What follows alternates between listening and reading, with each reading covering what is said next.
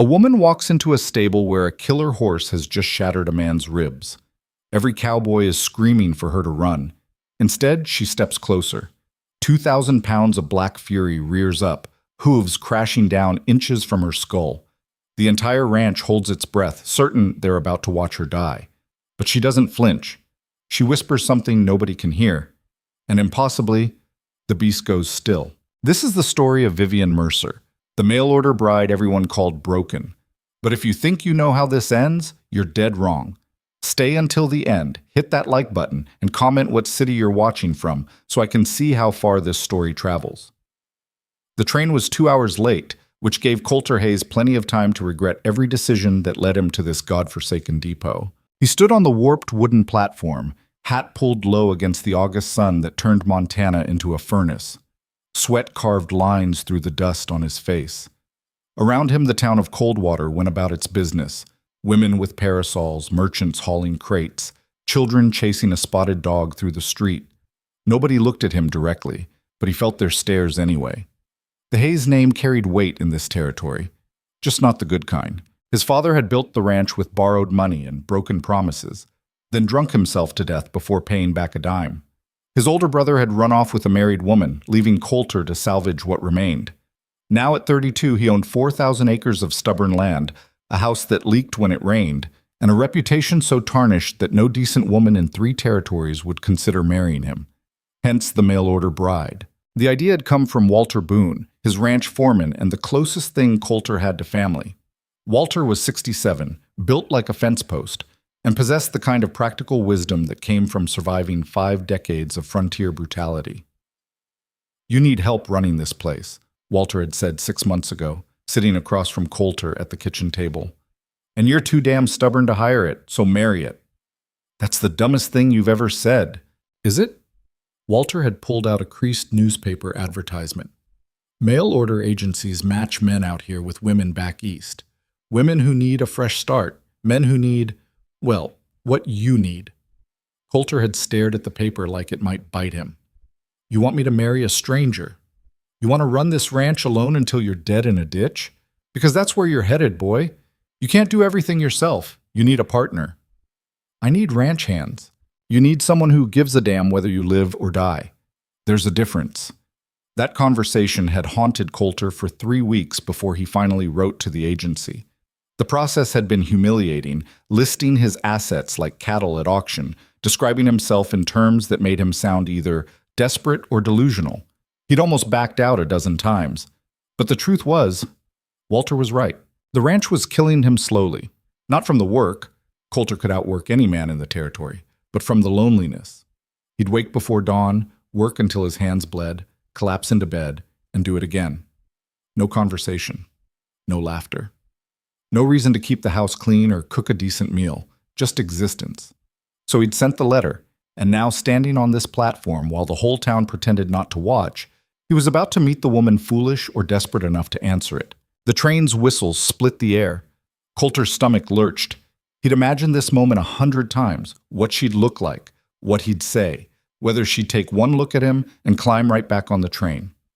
The agency had sent a single photograph, a formal portrait of a woman with dark hair and serious eyes. No smile, no details, just a face that told him nothing except that she existed. Her name was Vivian Mercer, 28 years old, originally from Philadelphia. The agency's letter had been deliberately vague about her circumstances, which meant they were probably bad. No woman traveled 2,000 miles to marry a stranger unless she was running from something. The train hissed to a stop, brakes squealing. Steam billowed across the platform. Doors opened and passengers began descending. A fat merchant, 2 young men in dusty suits, an elderly couple clutching each other's arms. Then he saw her. She stood on the bottom step, one gloved hand gripping the rail. The photograph hadn't prepared him. In person, Vivian Mercer was, striking wasn't the right word. Haunted, maybe. She wore a plain gray traveling dress that had seen better days, her dark hair pinned severely back. But it was her eyes that stopped him, sharp, watchful, taking in everything with the kind of alertness that came from expecting trouble. She was thin, too thin. Like she'd missed meals more often than she'd eaten them. Their eyes met across the platform. For 3 seconds, neither of them moved. Then Coulter forced his legs to work and walked toward her. He pulled off his hat, suddenly aware of how rough he must look. 6'2" of weathered cowboy with calloused hands and sun-damaged skin. Not exactly what a woman from Philadelphia would call presentable. "Miss Mercer?" His voice came out rougher than intended. "Mr. Hayes." She didn't smile, didn't offer her hand, just studied him with those sharp eyes, making some kind of calculation he couldn't read. Welcome to Montana." Jesus, he sounded like an idiot. "How was your journey?" "Long." She descended the final step.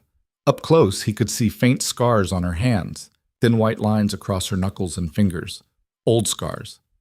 "Is there somewhere we can speak privately?"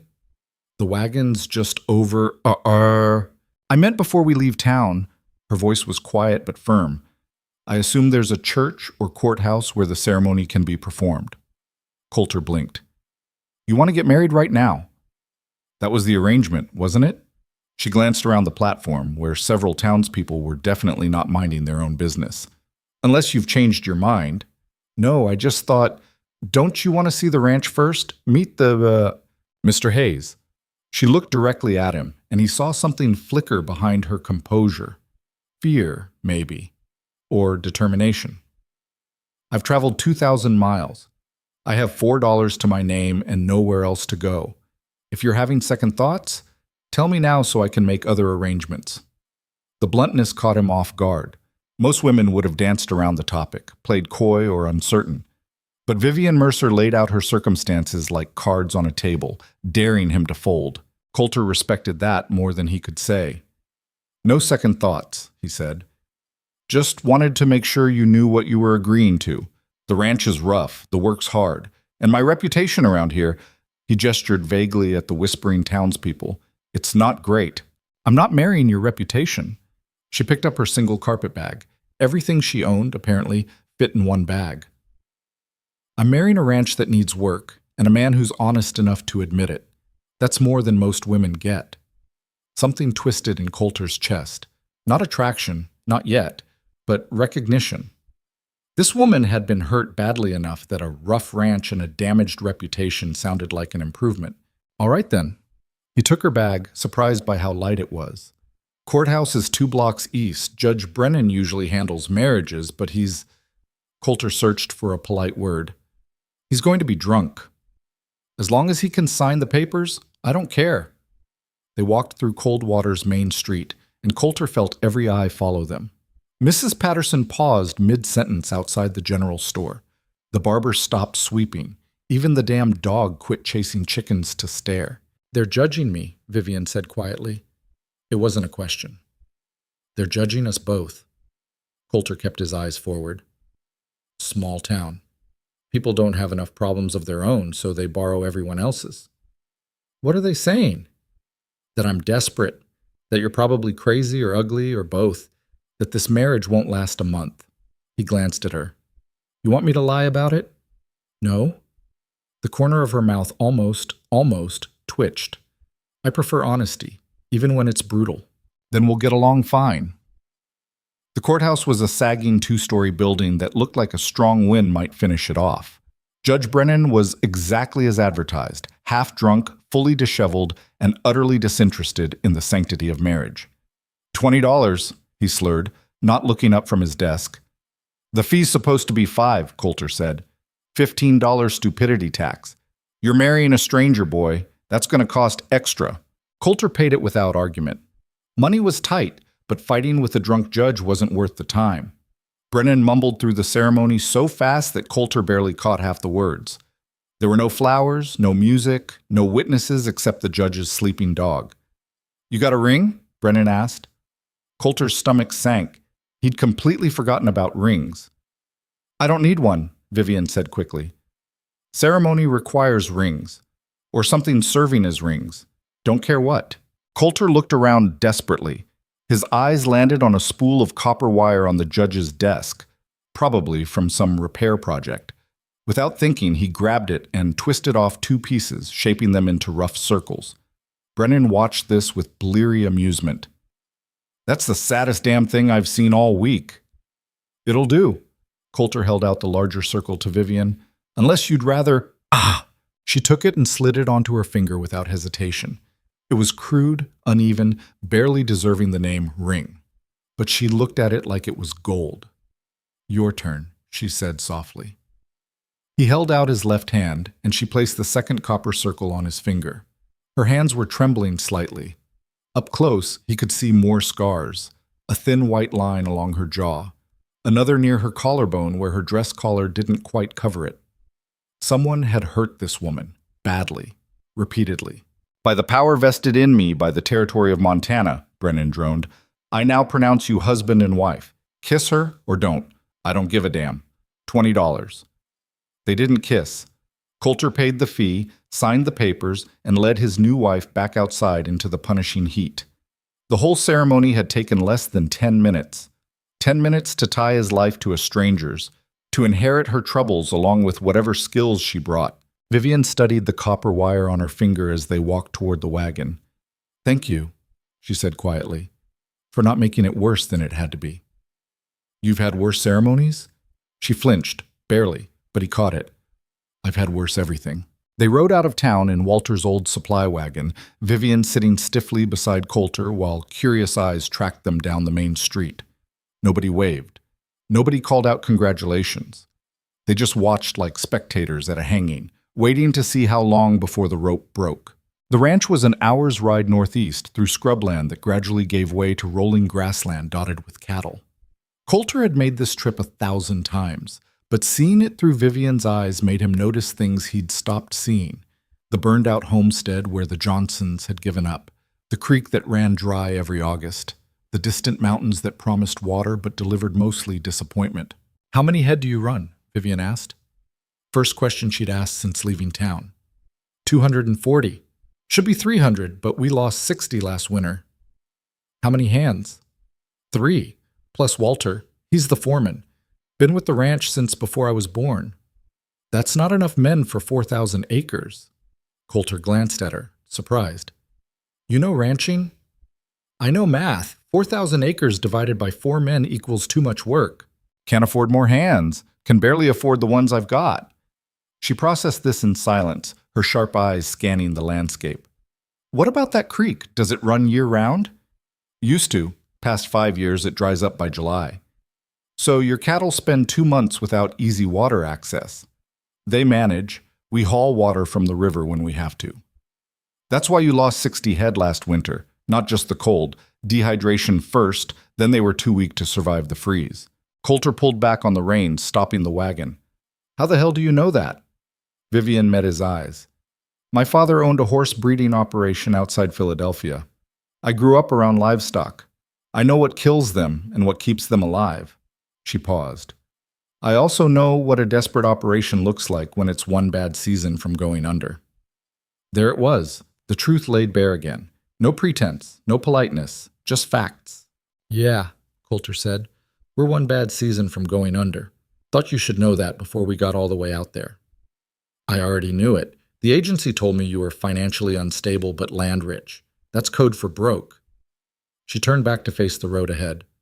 I'm not here because I think you're going to make me rich, Mr. Hayes. I'm here because you're 2,000 miles from Philadelphia and you ask no questions about my past. You want to tell me about it? No. Fair enough. They rode in silence for another 20 minutes. The sun was starting its descent, painting the grassland in shades of copper and gold. It was beautiful in a harsh way, the kind of beauty that would kill you if you weren't careful. The ranch appeared gradually, emerging from the landscape like something that had grown there rather than been built. The main house was a 2-story structure that had probably been impressive 30 years ago. Now it just looked tired, peeling paint, sagging porch, shutters hanging crooked. Behind it sprawled the barn, bunkhouse, and a collection of corrals in varying states of repair. It needs work, Coulter said, hearing the defensiveness in his voice. Everything needs work. Vivian's expression didn't change. At least the bones are solid. 3 men emerged from the barn as the wagon approached. Walter Boone led the pack, weathered face, iron gray hair, eyes that missed nothing. Behind him came Jesse Calhoun and Tom Brenner, the 2 younger hands. Both in their 20s, both watching Vivian with the kind of curiosity that made Coulter's jaw tighten. "Boys, war," Coulter said, climbing down from the wagon. "This is Vivian, my wife." Walter stepped forward first, pulling off his hat. "Ma'am, welcome to the Hayes Ranch. We've tried to clean up the house a bit, but I'll warn you now, we're not much for domestic work." "I don't expect you to be." Vivian accepted Walter's help down from the wagon. She moved carefully, like someone who'd learned not to trust physical contact. "Thank you for the effort." Jesse and Tom introduced themselves with awkward nods. Coulter watched them try not to stare at the scars on Vivian's hands, at the thinness of her frame, at the way she positioned herself so nobody could approach from behind. "I'll show you the house," Coulter said, grabbing her carpet bag. "You must be exhausted." "I'm fine." "You've been traveling for 4 days. You're not fine." She looked at him sharply, and he realized he'd crossed some invisible line, telling her what she felt maybe, or implying weakness. "Sorry," he said. "I just meant, the house is yours now too. You should see it." The tension in her shoulders eased slightly. "All right." The inside of the house confirmed every fear the outside had suggested. Dust covered every surface. The kitchen was a disaster of unwashed dishes and empty cans. The living room furniture looked like it had been arranged by someone who'd never seen a living room before. Cobwebs decorated the corners like funeral bunting. Vivian walked through it all without comment, her face unreadable. She climbed the stairs to the second floor, where 3 bedrooms sat mostly empty. Coulter's room was the only one in use, unmade bed, clothes on the floor, general chaos. "That's mine," he said unnecessarily. "The room at the end of the hall is, well, it's empty. I thought you might want your own space, until you're comfortable with everything." She turned to look at him, really look at him, like she was seeing past the awkwardness to the intention behind it. "Thank you," she said quietly. "That's considerate." "Yeah, well." Coulter shifted his weight, suddenly aware of how small the hallway felt with both of them in it. "I figure we're strangers. No point pretending otherwise." "No point at all." He showed her the empty bedroom, another disaster of dust and neglect, with a bed frame but no mattress, a dresser with a broken drawer, and window curtains that had probably been white once. "I'll bring up the spare mattress from the bunkhouse," Coulter said. "And there's linen somewhere. Probably need washing, but I'll handle it." Vivian set down her carpet bag. "Is there a well?" "Behind the house. Water's good, but the pump sticks sometimes." "I'll manage." She was dismissing him politely. Coulter recognized the signal and backed toward the door. "Right, well, I'll be downstairs if you need anything. Supper's usually around 7, but it's just whatever we throw together. Nothing fancy." "Mr. Hayes?" He paused in the doorway. "Yeah?" "You can call me Vivian. We're married now. Formality seems pointless." "Coulter," he said. "And yeah, you're right." He left her there and returned to the barn, where Walter was waiting with a knowing look. "Went well, I assume?" "Define well." Coulter grabbed a bucket and started toward the well. "She didn't run screaming, if that's what you're asking." "She's scared." Walter fell into step beside him. "Saw it the second she got out of that wagon. Woman's running from something bad. That's her business." "It's your business now too, boy. You married her." "I married her to help run the ranch. Whatever she's running from stays in the past." Walter snorted. "The past never stays in the past. It follows people like a shadow. You know that better than anyone." Coulter knew exactly what he meant. His father's debts, his brother's scandal. The Hayes name dragged its history behind it like chains. "She'll tell me when she's ready," Coulter said. "Until then, I'm not pushing." "Fair enough." Walter grabbed a second bucket. "But keep your eyes open. Whatever she's running from might not be content to stay in Philadelphia." That night, Vivian came downstairs just before 7. She'd changed into a simple cotton dress and tied her hair back with a piece of string. The scars on her hands seemed more visible in the lamplight, dozens of small white lines, like someone had taken a knife to her fingers repeatedly. Jesse and Tom were already at the table, shoveling down Walter's attempt at beef stew. The old foreman had many skills, but cooking wasn't among them. "Ma'am?" Jesse said, standing awkwardly. Tom followed suit. "Please sit." Vivian moved to the kitchen, surveying the chaos with the same calm assessment she'd used on everything else. "Is this what you normally eat?" "Usually worse," Tom admitted. She ladled herself a small portion and sat at the empty end of the table. For several minutes, nobody spoke. The only sounds were spoons scraping bowls and the distant lowing of cattle. "The barn needs mucking," Walter said finally, breaking the silence.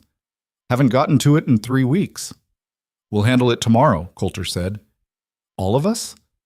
"Everyone except Vivian. She's not here to shovel shit." "Actually," Vivian said quietly, "I don't mind barn work. I'm probably better at it than cooking." 4 men stared at her. "You want to muck stables?" Jessie asked, like she'd suggested flying to the moon. "I want to be useful." She met each of their eyes in turn. "I'm not a decoration. I grew up working with horses. If the barn needs work, I'll work." "You just got here," Coulter said. "You should rest, get settled." "Mr. Hayes, Coulter." She corrected herself mid-sentence. "I appreciate the courtesy, but I didn't travel 2,000 miles to be treated like fragile china. If I'm going to live here, I need to earn my place. So if there's work to be done, I'll do it." Walter grinned into his stew. "I like her." The next morning, Vivian proved she wasn't bluffing. She appeared in the barn at dawn wearing men's work pants she'd modified to fit, her hair braided tight, boots laced to the knee. Without asking permission or waiting for instruction, she grabbed a pitchfork and started clearing stalls. Coulter watched from the loft, torn between admiration and concern. She worked methodically, efficiently, like someone who'd done this 1,000 times. But she also worked with a kind of desperate energy that worried him. Like if she stopped moving, something might catch up to her. "She knows what she's doing," Walter said, appearing beside him. "Yeah." "So why do you look worried?" "Because she's working like she's got something to prove." "Maybe she does." Walter leaned on the railing. "Maybe proving she's not weak is the only thing keeping her together." Coulter watched Vivian drag a full wheelbarrow of soiled hay toward the compost pile. She was thin, probably hadn't eaten a full meal in weeks, but she didn't slow down or ask for help. "How long before we talk about the elephant in the room?" Walter asked. "What elephant?" "The scars. The flinching. The way she sleeps with her boots beside the bed and faces the door." Walter's voice dropped. "Someone beat that woman, Coulter, badly. And my guess is it wasn't just once." "I know." "You gonna ask her about it?" "No." "Why not?" Coulter climbed down the ladder. "Because if she wants me to know, she'll tell me. And if she doesn't, then it's none of my damn business." But 3 days later, the elephant forced itself into the room. It was mid-afternoon and Coulter was in the barn, repairing a broken saddle when he heard Jessie's voice rise in panic. "Someone help! The stallion's loose!" Coulter dropped the leather and ran outside. In the far corral, chaos had erupted. The black stallion, a wild beast they'd captured 2 months ago and still hadn't broken, had somehow gotten free from his reinforced stall.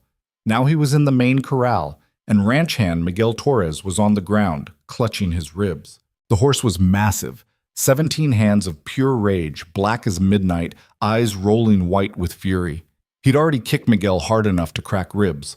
Now he was circling the fallen man, looking for another target.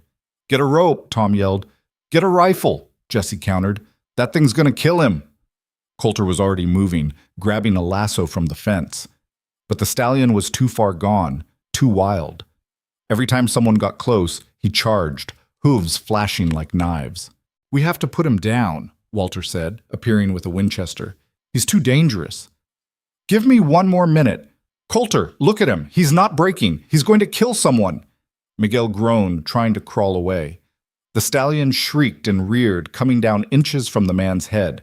Then Vivian walked into the corral. "Jesus Christ!" Coulter lunged forward, but Walter grabbed his arm. "Wait." Vivian moved slowly, deliberately, straight toward 2,000 pounds of lethal fury. She had nothing, no rope, no weapon, no protection. The stallion spotted her immediately and spun, ears pinned flat against his skull. "Vivian, get out of there!" Coulter shouted. She ignored him. The horse charged. Every man watching thought they were about to see her die. The stallion bore down on her like a freight train, hooves churning dust, rage incarnate. At the last possible second, Vivian stopped walking. She didn't run, didn't scream, didn't even raise her hands to protect herself. She just stopped and waited. The stallion reared up, massive hooves crashing down inches from her face. She could have been killed instantly, should have been killed. But she didn't move. And then she spoke. Nobody could hear those words. She was too far away, and her voice was too quiet. But whatever she said made the horse's ears flick forward. His hooves came down. He snorted, still furious, still ready to kill. Vivian took one step forward. The stallion backed up. She took another step, still speaking in that quiet voice nobody could hear. The horse's breathing started to slow. His ears rotated, listening. The white panic in his eyes began to fade. Vivian reached out, slowly, carefully, and placed her scarred hand on the horse's muzzle. The stallion shivered. Then, impossibly, he lowered his massive head and exhaled against her shoulder. "Son of a bitch," Walter whispered. For 5 full minutes, Vivian stood with the killer horse, speaking to him in words nobody else could hear, her hand steady on his neck. The stallion didn't move, didn't threaten, just stood there like a different animal entirely. Finally, she turned and walked away. The horse watched her go, but didn't follow, didn't charge. Just stood in the center of the corral, sides heaving, as if whatever fury had possessed him had simply left. Jesse and Tom rushed to help Miguel, who was conscious but clearly in pain. Coulter couldn't move, couldn't process what he'd just witnessed. Vivian climbed through the fence rails and brushed dust off her pants like she'd just finished an ordinary chore. "He's not dangerous," she said quietly. "He's terrified. Someone hurt him badly. He just doesn't know how to trust anymore." She walked past Coulter toward the house without waiting for a response. Walter let out a slow breath. Well, that was something. That night, after Miguel had been taken to town for medical attention and the stallion had been safely secured in a separate paddock, Coulter knocked on Vivian's bedroom door. "Come in." She was sitting by the window, still wearing her work clothes, staring out at the darkening mountains. The copper wire ring glinted on her finger. "That was either the bravest or the stupidest thing I've ever seen," Coulter said. "Probably both." "You could have died." "Yes." "And you did it anyway." She turned to look at him. "Would you rather I'd let you shoot him?" "I'd rather you'd let us handle it." "By killing him." Her voice was sharp. "That horse didn't deserve to die because humans made him afraid. He just needed someone who understood what fear does to you." The words hung in the air between them. "You're talking about more than the horse," Coulter said quietly. Vivian turned back to the window. For a long moment she didn't respond. Then, "I had a husband once, in Philadelphia. His name was Edward Mercer." Coulter's stomach tightened. "Had?" "I left him 4 years ago, or tried to." Her voice was flat, emotionless, the tone of someone reciting facts to avoid feeling them. "Edward was wealthy, respected. Everyone thought I was lucky to marry him. And for the first 6 months I believed it too." "What changed?" "I disagreed with him about something small. Where to hang a painting, maybe. I don't even remember." She traced her finger along a scar on her hand. "He hit me, then apologized, bought me gifts, swore it would never happen again." Coulter felt rage building in his chest, hot and dangerous. "It happened again," Vivian continued. "And again. And each time he got better at explaining why it was my fault. I was too stubborn, too opinionated, too everything he didn't want me to be." She held up her hands, showing the scars. "These are from broken plates, shattered glass, whatever was closest when he got angry." "Jesus Christ. I had a daughter, Lucy." Her voice cracked slightly. "When I finally tried to leave, Edward used his money and connections to destroy my reputation, made everyone believe I was unstable, dangerous, unfit." She closed her eyes. "He took custody of Lucy, used the law to do it, and there was nothing I could do." "Where is she now?" "Still in Philadelphia, with him." Vivian's hands clenched into fists. "I haven't seen her in 4 years. She probably doesn't remember me. Probably thinks I abandoned her." "Why didn't you fight harder?" She laughed, a bitter, broken sound. "Fight with what?" "I had no money, no allies, no proof of what he'd done. Edward made sure everyone believed his version of events. The court sided with him. The police sided with him. Even my own family sided with him." She looked at Coulter. "So I ran, changed my name, kept moving, and eventually ended up answering an advertisement for a mail-order bride in Montana because it was the farthest I could get from Philadelphia without leaving the country." Coulter sat down heavily on the edge of her bed. "Does he know where you are?" "I don't think so. I've been careful." But you're not sure. I'm never sure. She turned back to the window. That's what fear does. It follows you everywhere, makes you see threats in every shadow, makes you sleep with your boots on and your back to the wall. She paused. Makes you walk into corrals with killer horses, because at least that's a fear you can face directly. Understanding crashed over Coulter like cold water. The scars, the flinching, the desperate need to prove her worth. Vivian wasn't just surviving, she was fighting a war against her own terror every single day. I'm sorry, he said, for what happened to you, for what you lost. Don't be sorry, just don't ask me to be something I'm not. I can work. I can help with the ranch, but I can't be... She struggled for words. I can't be a normal wife. I don't know how to trust men anymore. I don't know how to sleep without nightmares. I don't know how to stop being afraid. I'm not asking you to be normal. Coulter stood. I'm just asking you not to get killed by horses trying to prove you're not broken. I am broken. So am I. So's this ranch. So's half of Montana. He moved toward the door, then paused. But broken doesn't mean worthless. That stallion's broken too. Still might be the best horse on this ranch, if someone's patient enough to help him heal. He left her there, staring at the mountains, and descended the stairs. Walter was waiting in the kitchen with 2 glasses and a bottle of whiskey. She tell you? The old foreman asked. Yeah. Bad? Worse than I imagined. Walter poured 2 generous measures. You having second thoughts? Coulter picked up his glass and drained it in one swallow. No, you? Hell no. That woman faced down a killer horse without blinking. She's tougher than half the men I've known. Walter refilled Coulter's glass.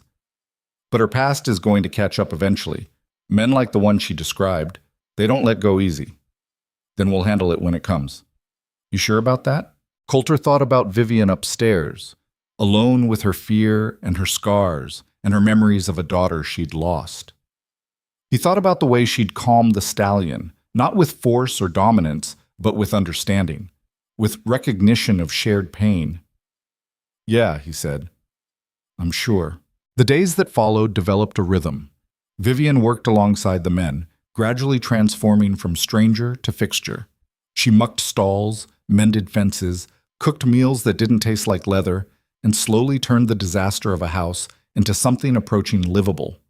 But it was the black stallion that consumed most of her attention. Every morning she spent an hour in his paddock, just talking to him. Coulter watched from a distance, fascinated. She never forced contact, never pushed, just sat on a fence rail and spoke quietly while the horse gradually learned that not all humans meant pain. After a week, the stallion started approaching her. After 2 weeks, he was eating from her hand. After 3, she was brushing him. What do you talk to him about? Coulter asked one evening. Vivian smiled, the first real smile he'd seen from her. Everything. Nothing. I tell him about Philadelphia, about my daughter, about how fear makes you do stupid things just to feel in control. She stroked the stallion's neck. I think he understands more than people give him credit for. You're going to try riding him. Eventually. That's insane. Probably. She looked at Coulter. But if I can help him trust again, maybe there's hope for me too. As summer faded toward autumn, something shifted between them. The careful distance they'd maintained started crumbling. Conversations became longer, easier.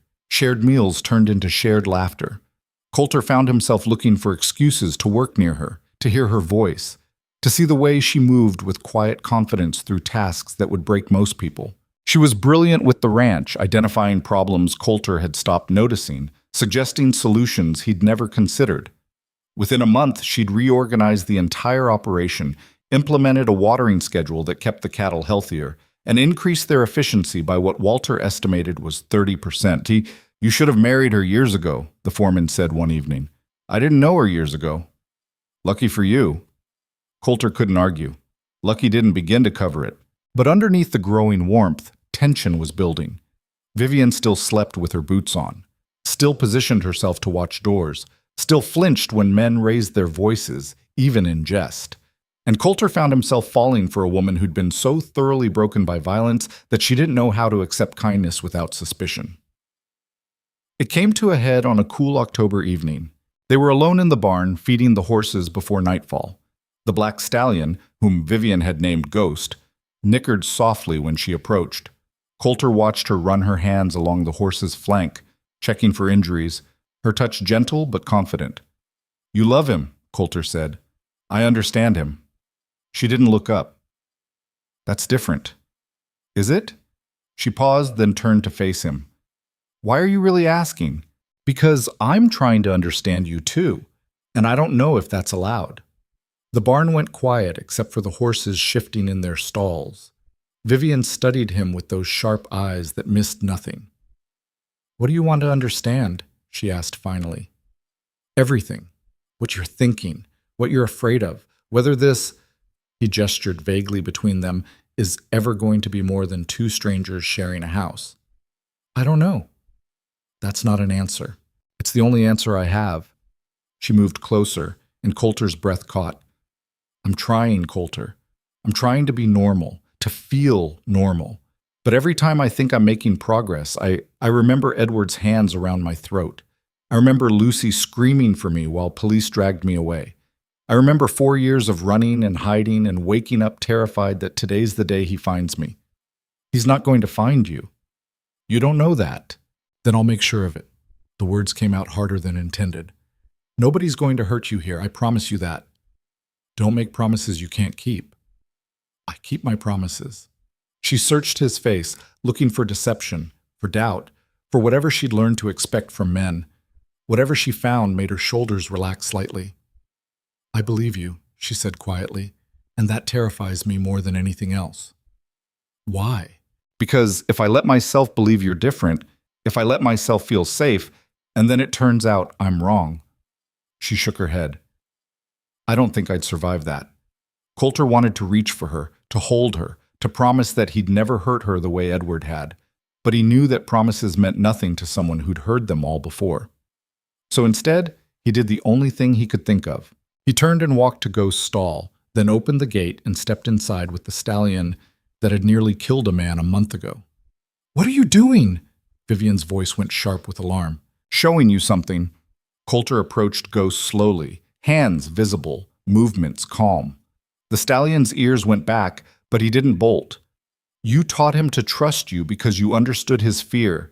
You never forced him, never rushed him, just gave him space and time and proof that you wouldn't hurt him." He placed his hand on Ghost's shoulder. The horse shivered, but held still.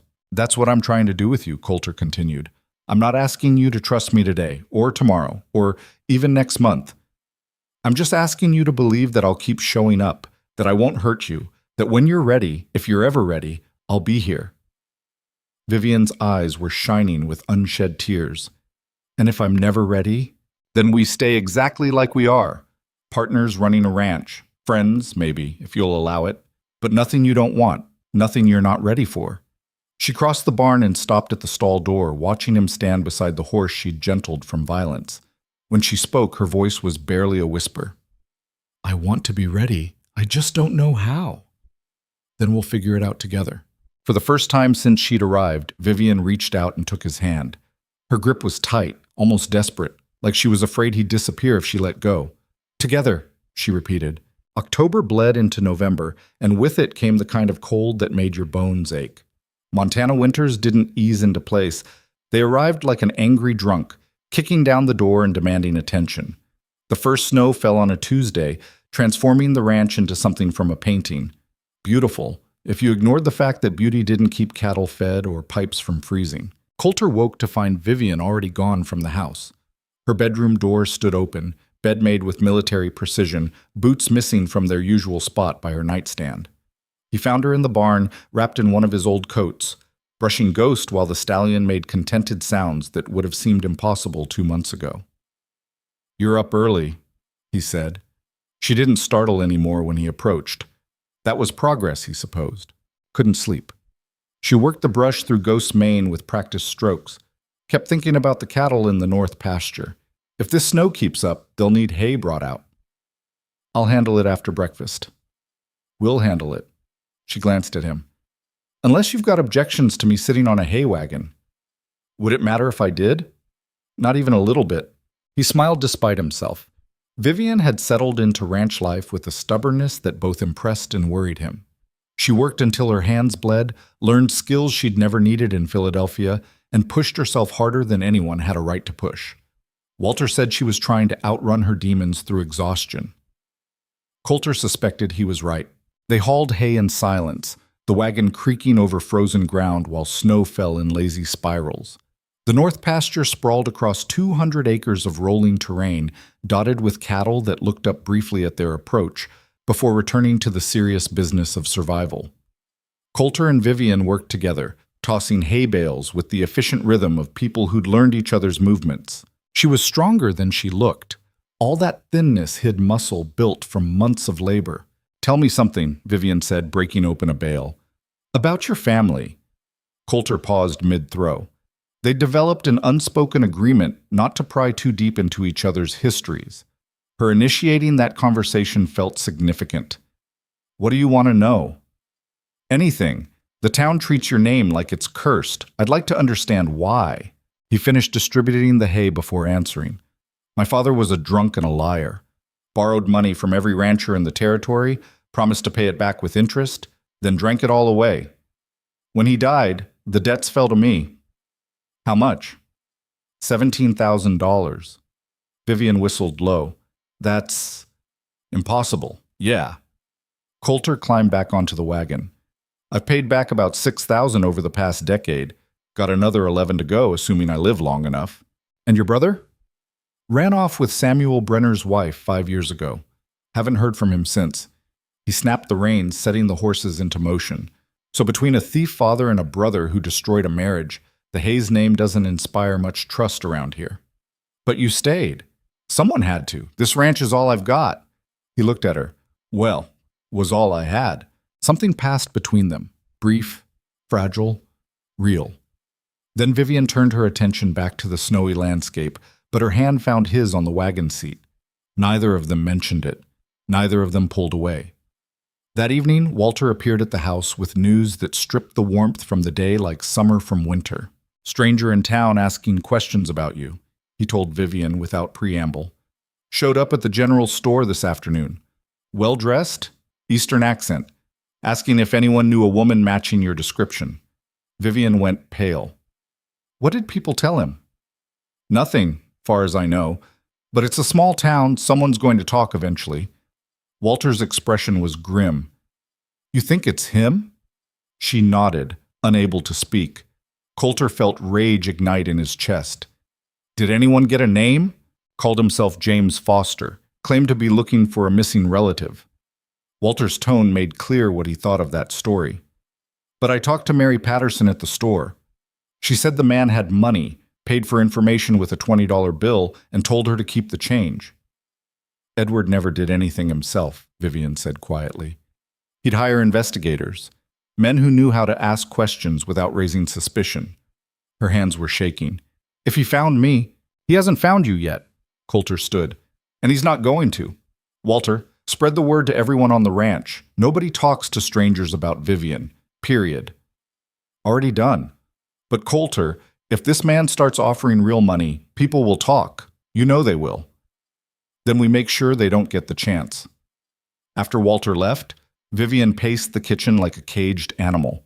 Coulter watched her circle the room 3 times before she finally spoke. "I should leave." "Absolutely not." "You don't understand. Edward won't stop. He'll send more investigators. He'll offer more money. Eventually, someone will tell him exactly where I am." Her voice was rising, panic bleeding through. "And when he comes, he won't just take me. He'll destroy you too. Your ranch, your reputation, everything. That's what he does to people who help me. Let him try." "Coulter, you're not listening." "No, you're not listening." He crossed to her, stopping her mid-pace. "I don't care how much money he has or how many investigators he sends. You're my wife. That's not just a legal contract, it's a promise, and I don't break my promises. You barely know me." "I know enough." He held her gaze. "I know you walked into a corral with a killer horse because you understood his pain. I know you work harder than anyone on this ranch. I know you make Walter laugh, which is damn near impossible. And I know that whatever life you had in Philadelphia, you deserve better than a man who hurt you and stole your daughter. Tears spilled down her cheeks. I'm so tired of running. Then stop running. Stand and fight. Fight with what? With me. With Walter. With everyone on this ranch who'd walk through fire before letting someone hurt you. He wiped a tear from her cheek with his thumb. You're not alone anymore, Vivian. Stop acting like you are. She collapsed against him, and Coulter wrapped his arms around her thin frame, feeling her shake with silent sobs. He'd never held her like this before, never dared, knowing her history with men and violence. But she didn't pull away. She clung to him like he was the only solid thing in a world determined to drag her under. I have a daughter, she whispered against his chest. Lucy. She's 7 now. Or she was when I last saw her. She'd be 11 now. The words came faster, like a dam breaking. She had this laugh, this wild, beautiful laugh that made everyone around her smile.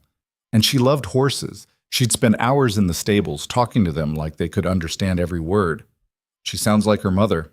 Edward took her from me to punish me for leaving. That's all she is to him, a tool for control. She's growing up in that house, with that monster, thinking I abandoned her. Vivian pulled back to look at him. What kind of mother lets that happen? The kind who was given impossible choices. Coulter kept his hands on her shoulders, steady and sure. You did what you had to do to survive. That's not abandonment. That's love. It doesn't feel like love. It feels like cowardice. Then tell me what courage looks like. Because from where I'm standing, you're the bravest person I've ever met.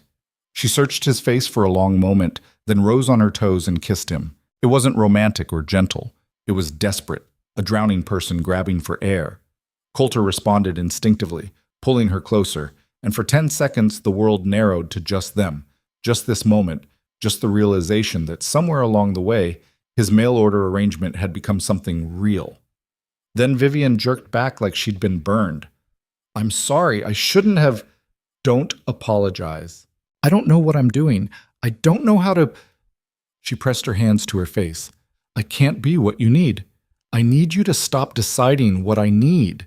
He caught her wrist gently, lowering her hands. I don't want some perfect wife who knows how to navigate feelings without fear. I want you. Scared, scarred, complicated you. Why? Because you're real. Everything else in my life is held together with wire and wishful thinking, but you're solid.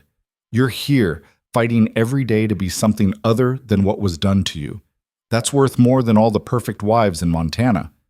She laughed, broken and wet, but real. You're either very wise or very stupid. Probably both. They stood in the kitchen, foreheads touching, while snow continued falling outside, and somewhere in town, a stranger asked dangerous questions. It should have felt hopeless. Instead, for the first time since arriving in Montana, Vivian felt something close to hope. The next morning, the stranger appeared at the ranch. Coulter was in the barn when Jesse came running, out of breath and wide-eyed. Boss, there's a man at the gate. Says he needs to speak with you about a private matter. Through the barn door, Coulter could see a figure on horseback, well-dressed in a tailored coat, sitting astride an expensive gelding that had no business on a working ranch. The man held himself with the kind of casual arrogance that came from never being told no.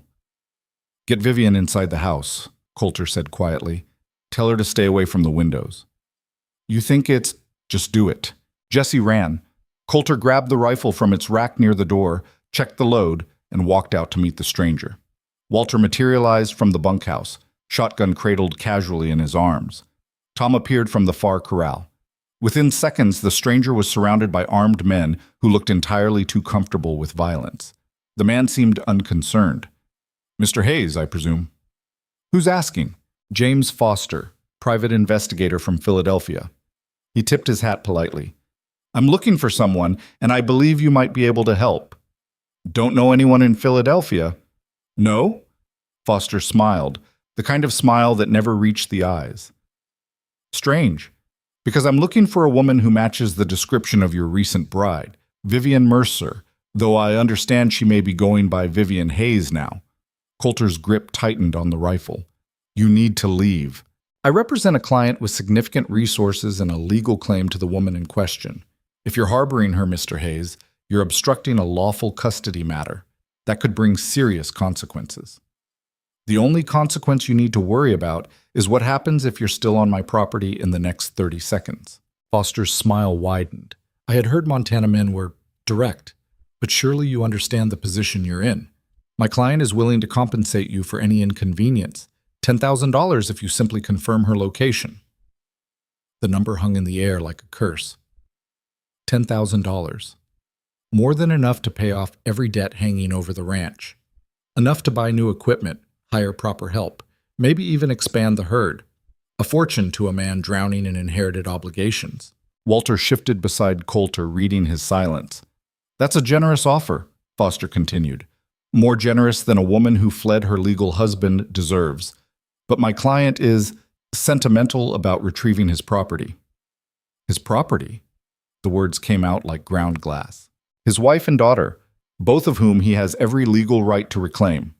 Foster's expression turned sympathetic, a calculated performance. I understand you may have developed feelings for Mrs. Mercer, but she's a fugitive, Mr. Hayes. Helping her makes you complicit in parental kidnapping and marital abandonment. I'd hate to see a hardworking rancher destroyed by misplaced loyalty to a woman who lied to you from the start. You've got 20 seconds. Mr. Hayes, 19. Foster's mask slipped slightly.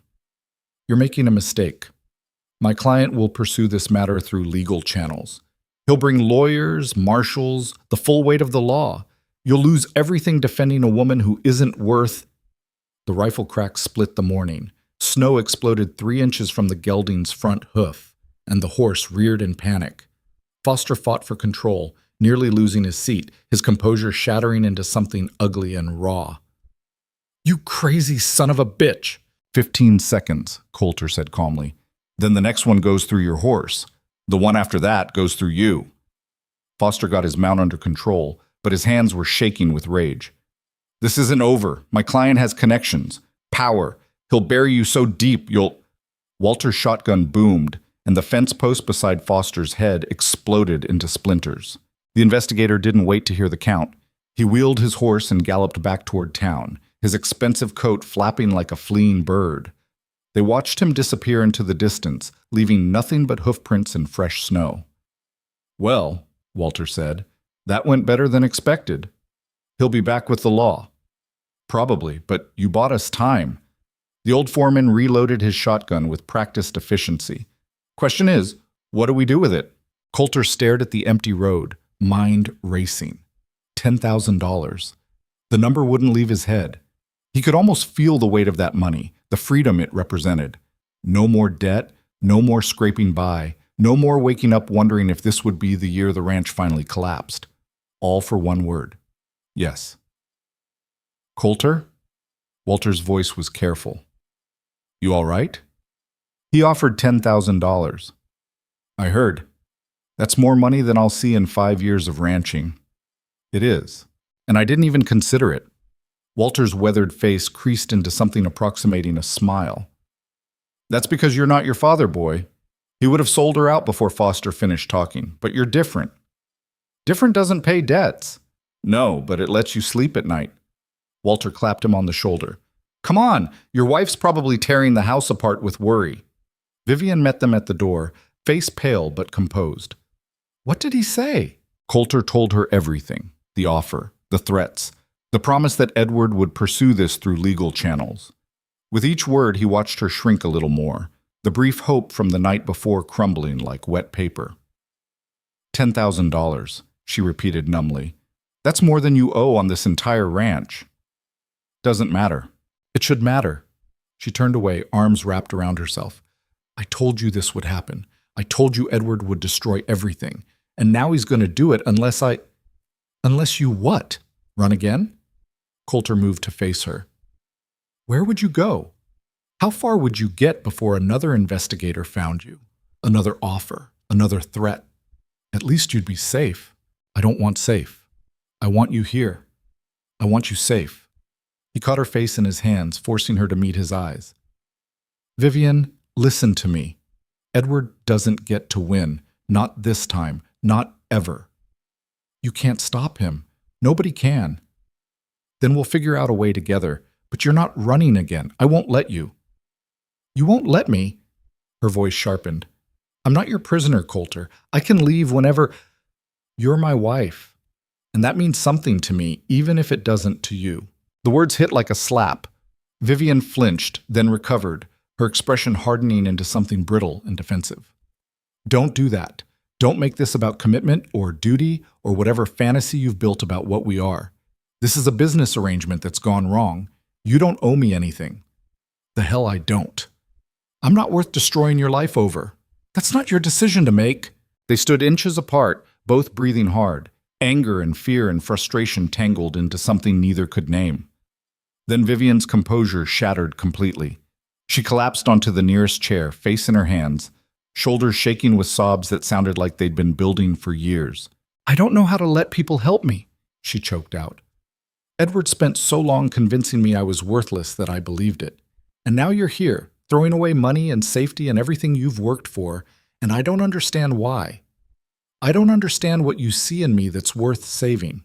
Coulter knelt in front of her, hands on her knees.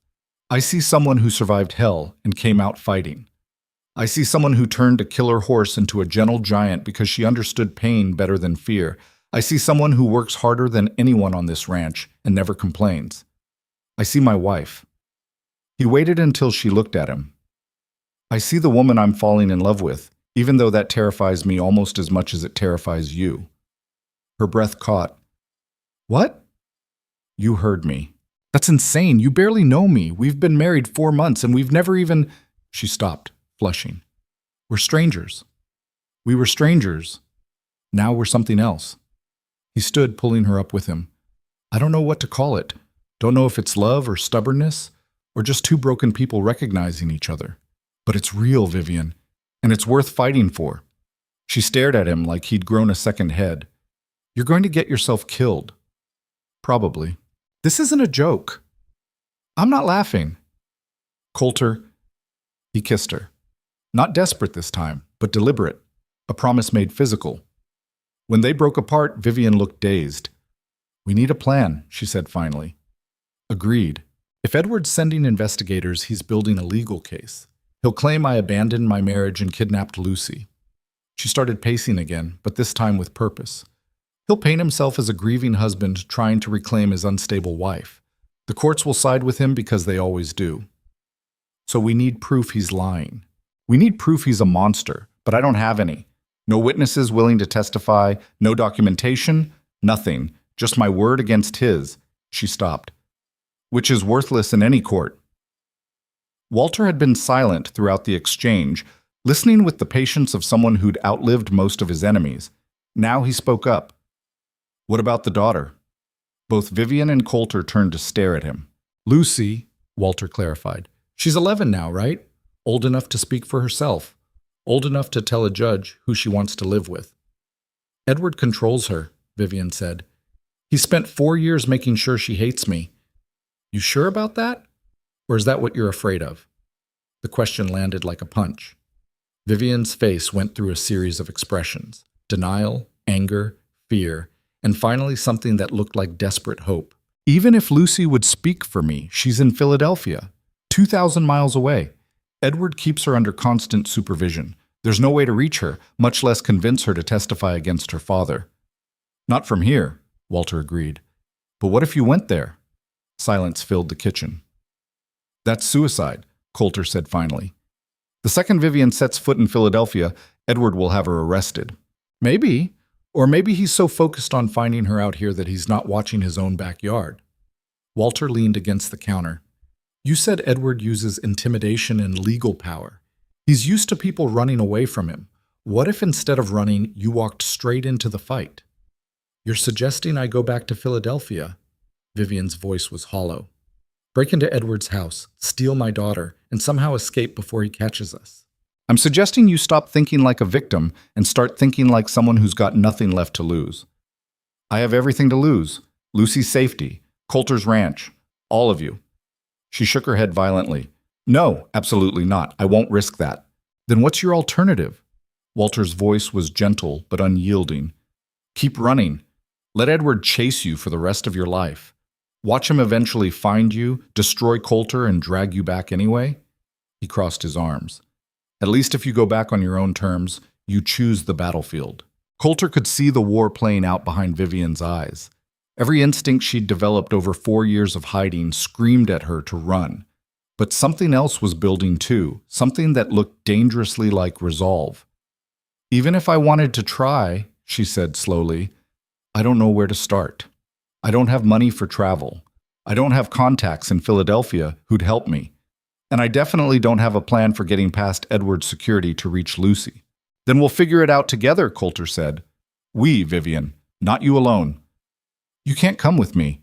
The ranch can survive without me for a few weeks. Walter and the boys can handle it." "Like hell," Walter interjected. "If you two are crazy enough to do this, you're not doing it without backup. Tom and Jesse can manage the ranch. I'm coming with you." "Walter, you're 67 years old, and I've been shooting straight since before you were born. You'll need someone watching your back, and I'm not letting some Philadelphia dandy outthink us." The old foreman's expression turned serious. "Besides, you saved my life when that fence collapsed 3 years ago. Figure I owe you one." Vivian looked between them, stunned. "You're both insane. This isn't your fight." "It became our fight the second you walked onto this ranch," Coulter said. "We're family now. That means we protect each other." Family. She tested the word like it was foreign. Then something inside her seemed to shift, crack, and finally break open. "I haven't had family in a very long time." "Well, you've got it now, whether you like it or not." That night they sat around the kitchen table making plans that ranged from desperate to delusional. Coulter counted what money they had, barely enough for train tickets east and maybe a few nights' lodging. Walter contributed his life savings, $300 hidden in a coffee tin in his room. Vivian produced a small leather pouch containing jewelry she'd pawned piece by piece over the years, keeping just enough for emergencies. "This is everything I have left from my life before," she said, spreading the pieces on the table. "My mother's wedding ring, my grandmother's pearls, a few other things Edward couldn't find when I fled." She looked at Coulter. "We can pawn these in Philadelphia for cash. It won't be much, but it'll help." "You shouldn't have to sell your family's things. They're just objects. Lucy is family. She's worth more than all of this combined."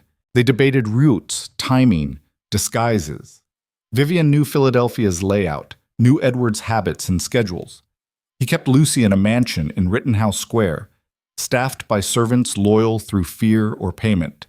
She attended a private academy where Edward controlled every aspect of her education. On weekends, she was accompanied everywhere by a governess who reported directly to her father. "The only time she's relatively unsupervised is Sunday morning church," Vivian said. "Edward makes a show of piety, but he never actually attends. He sends Lucy with the governess and uses the time for business meetings. So we grab her then." "In the middle of a crowded church? That'll end well." Vivian tapped the table, thinking. "No. We need her to come willingly, which means we need time to reconnect, to convince her I'm not the monster Edward's made me out to be. How do we get that time?" Her expression turned calculating. "Edward's mansion employs dozens of staff. Maids, cooks, groundskeepers, stable hands. They turn over constantly because he's impossible to work for. What if one more staff member appeared?" Understanding dawned on Coulter's face.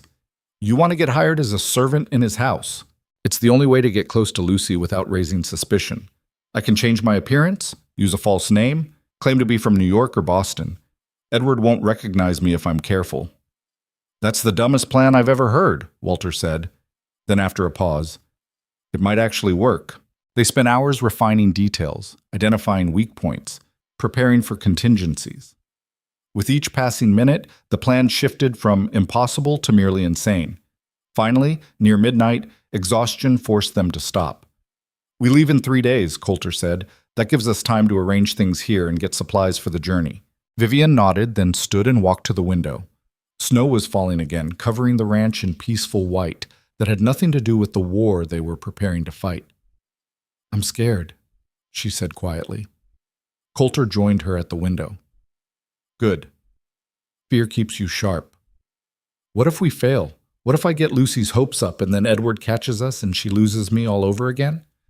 Then we make sure we don't fail." "That's not an answer. It's the only answer I've got." He turned her to face him. "Vivian, I can't promise this will work. I can't promise we won't get caught or hurt or worse. but I can promise I'll fight like hell to get you and Lucy out of there safely. That's the only guarantee I can make."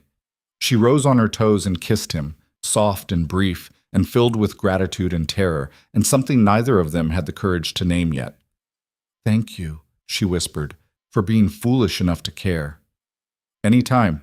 3 days vanished in a blur of preparation. They told Tom and Jesse only that they'd be gone for several weeks on family business. Jesse looked skeptical, but didn't press. Tom just nodded and promised to keep the ranch running. On the morning of departure, Vivian stood in Ghost's stall, running her hands along the stallion's neck. The horse pressed his massive head against her shoulder, sensing something was wrong. "I'll be back," she told him. "I promise. And when I come back, I'll bring someone with me. Someone who'll love you almost as much as I do." Ghost exhaled against her hair, and for a moment Vivian let herself imagine a future where Lucy stood beside her in this barn, learning to trust horses the way Vivian had learned to trust this one. The image was so vivid it hurt. "You ready?" Coulter appeared in the stall door. "No, but we're doing it anyway." They rode out as snow began falling again, 3 travelers on horseback heading toward the train depot with everything they owned packed into saddlebags. The ranch disappeared behind them, swallowed by white, and Vivian didn't look back. Looking back was for people who had something to return to. She was going forward, toward danger, toward daughter, toward a reckoning that was 4 years overdue. "Last chance to change your mind," Walter said as the train station came into view. "No changing minds," Vivian replied. "We see this through to the end. Even if the end is a jail cell? Even then." The train east was scheduled to leave at noon.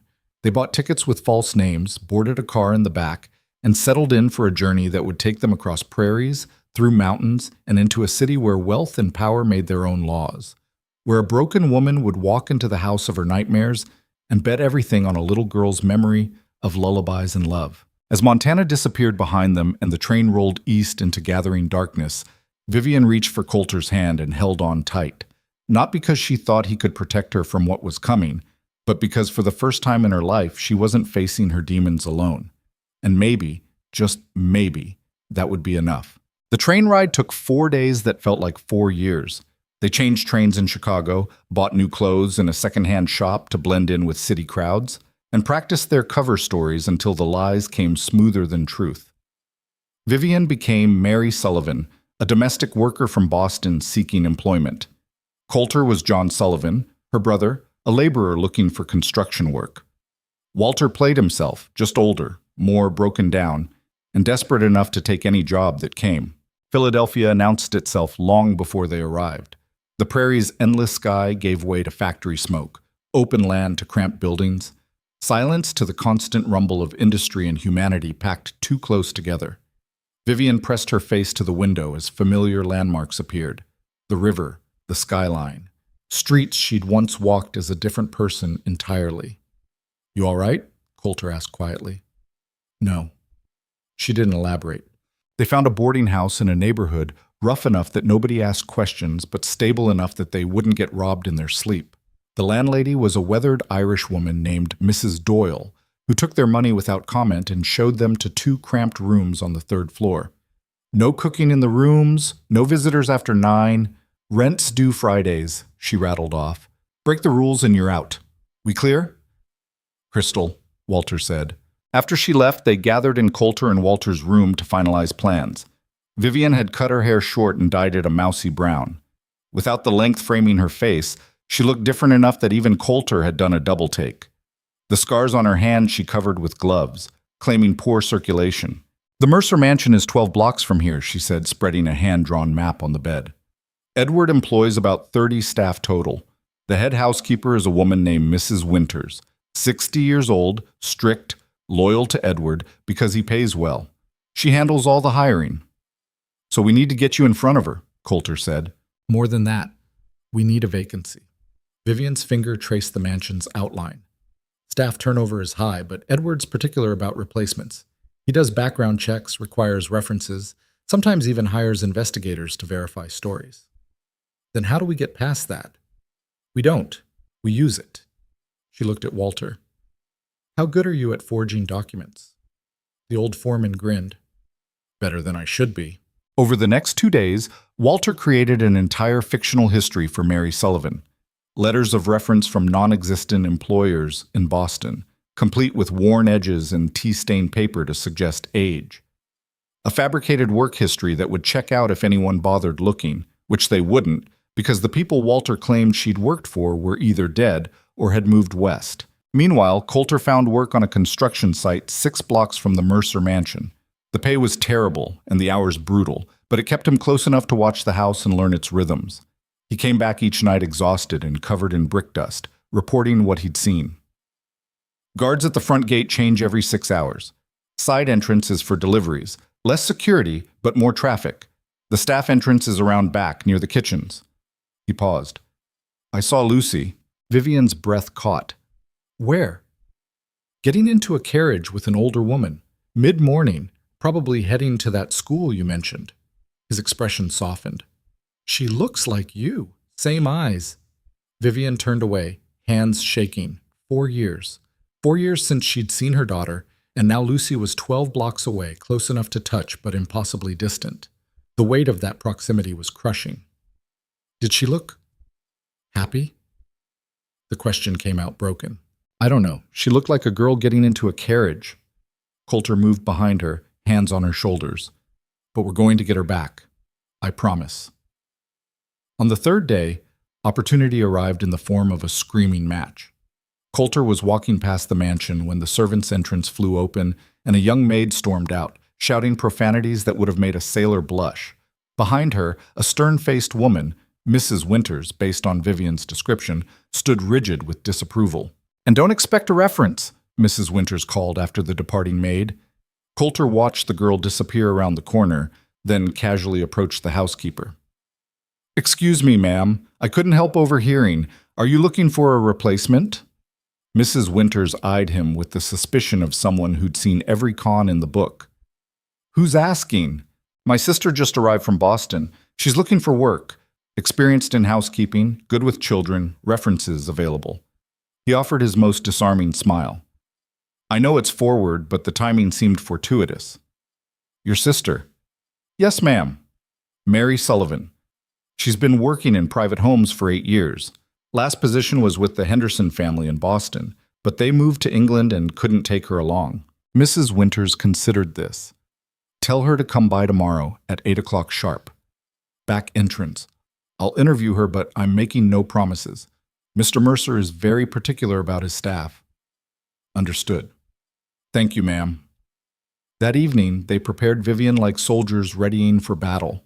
She practiced her Boston accent until it sounded natural, rehearsed her fabricated history until she could recite it in her sleep, and went over every detail of the mansion's layout she could remember. Edward's study is on the 2nd floor, east wing, she said, pointing to her map. He spends most evenings there. Lucy's room is west wing, 3rd floor, facing the gardens. The governess, Miss Hartley, sleeps in the adjacent room. What about Lucy's schedule? Walter asked. She has lessons until 4, then supervised recreation until dinner at 6. After dinner, she studies in her room until bedtime at 8. Edward visits her once before bed, makes a show of being a devoted father. The bitterness in her voice could have stripped paint. And weekends? Church Sunday morning, like I said. The rest is either in the house or supervised outings to the park. Edward never takes her anywhere himself. He's too busy maintaining his reputation as the grieving husband whose unstable wife abandoned their child. Coulter watched her recite these details with the flat precision of someone describing torture. Every word cost her something. You don't have to do this, he said quietly. We can find another way. There is no other way. She met his eyes. I'm ready. The next morning, Vivian walked up to the servants' entrance of the house she'd fled 4 years ago. Her hand shook as she knocked, but her expression remained calm. Professional. Nothing like the terrified woman who'd run from this place with her daughter in tow. Nothing like the wife who'd learned to fear every sound of footsteps in the hallway. Mrs. Winters opened the door, examined Vivian head to toe, and gestured curtly. Come in. The kitchen was exactly as Vivian remembered, massive, immaculate, filled with copper pots and the smell of bread baking. 3 other servants worked quietly, not looking up. Mrs. Winters led Vivian to a small office off the main kitchen and closed the door. Mary Sullivan from Boston, the housekeeper said, not making it a question. Yes, ma'am. You have references? Vivian produced the forged letters. Mrs. Winters read them slowly, lips pursed, looking for inconsistencies. The silence stretched until Vivian's palms were sweating inside her gloves. The Henderson family, Mrs. Winters said finally. You were with them how long? 4 years since their children were small. Why didn't they take you to England? Limited staff abroad. They kept only the governess and Mr. Henderson's valet. Vivian kept her voice steady. They wrote me excellent references and gave me 2 months' severance. I came to Philadelphia because I have family here. The brother who sent you? Yes, ma'am. Mrs. Winters set down the letters. You understand this is a difficult household. Mr. Mercer has exacting standards. He's a prominent businessman who expects absolute discretion and loyalty from his staff. Can you provide that? I can. The previous maid was let go for gossiping about family matters. That will not be tolerated. What happens in this house stays in this house. Am I clear? Perfectly clear, ma'am. Another long silence. Then Mrs. Winters stood. The position is live-in. You'll share a room with 2 other maids on the 4th floor. Wages are $12 a week, room and board included. You'll work 6 days, Sunday off after morning duties. Your primary responsibilities will be cleaning, laundry, and assisting with the young miss when needed. Vivian's heart hammered. The young miss? Mr. Mercer's daughter, Lucy. She's 11 years old and requires supervision when the governess is otherwise occupied. You'll help with her baths, mending her clothes, keeping her rooms tidy. Nothing more. Miss Hartley handles all educational and social matters. I understand. You start tomorrow. Report at 6 o'clock with your belongings. I'll show you to your quarters and explain your duties. Mrs. Winters moved toward the door, then paused. One more thing. Mr. Mercer is widowed. His wife abandoned him and their daughter several years ago. It's a painful subject. Under no circumstances are you to mention it or ask questions about it. Understood? Vivian forced her voice to remain level. Understood. She walked back to the boarding house in a daze. Coulter and Walter were waiting anxiously in the room. Well? Walter demanded. I'm hired. She collapsed onto the bed. I start tomorrow. I'll be living in the house. Coulter exhaled sharply. That's good. That's what we needed. I'm going to see Lucy tomorrow. The words came out strangled. After 4 years, I'm going to see my daughter, and I can't even tell her who I am. You will, Walter said firmly. Just not right away. First you establish yourself, earn trust, get close to her. Then you find the right moment. What if there is no right moment? What if she sees me and doesn't recognize me? Or worse, what if she does recognize me and screams for her father? Coulter knelt in front of her. Then we adjust. But Vivian, you're inside. That's the hardest part done. Everything else we can figure out. That night, Vivian barely slept. She lay in the narrow boarding house bed, staring at the ceiling, trying to imagine what Lucy looked like now. The 7-year-old she remembered had been all wild curls and skinned knees and laughter that filled rooms. What had 4 years with Edward turned her into? At dawn, she packed her meager belongings into a carpet bag, the same one she'd arrived in Montana with minus everything she'd sold to fund this insane journey. She hugged Walter stiffly, let Coulter hold her for a long moment, then walked out before either of them could see her cry. Mrs. Winters was waiting at the servants' entrance at precisely 6 o'clock. She led Vivian through a warren of back hallways and service stairs to the 4th floor, where the staff quarters were cramped and austere. The room Vivian would share with 2 other maids contained 3 narrow beds, a single washstand, and barely enough space to turn around. Breakfast is at 6, lunch at noon, dinner at 7, Mrs. Winters said. You eat in the servants' dining room. You do not use the family areas except when performing assigned duties. You do not speak to Mr. Mercer unless directly addressed. You do not enter the young Mrs. rooms without permission. Clear? Yes, ma'am. Get changed into your uniform. Report to the laundry room in 15 minutes. The uniform was a plain gray dress with white apron and cap. Vivian changed mechanically, her hands remembering how to tie the apron strings, her body remembering how to stand like a servant, eyes down, shoulders rounded, invisible. It was armor of a different kind, and she wore it like going to war. The first 3 days were a blur of backbreaking work. Vivian scrubbed floors, hauled laundry, polished silver, and kept her head down while learning the household's rhythms.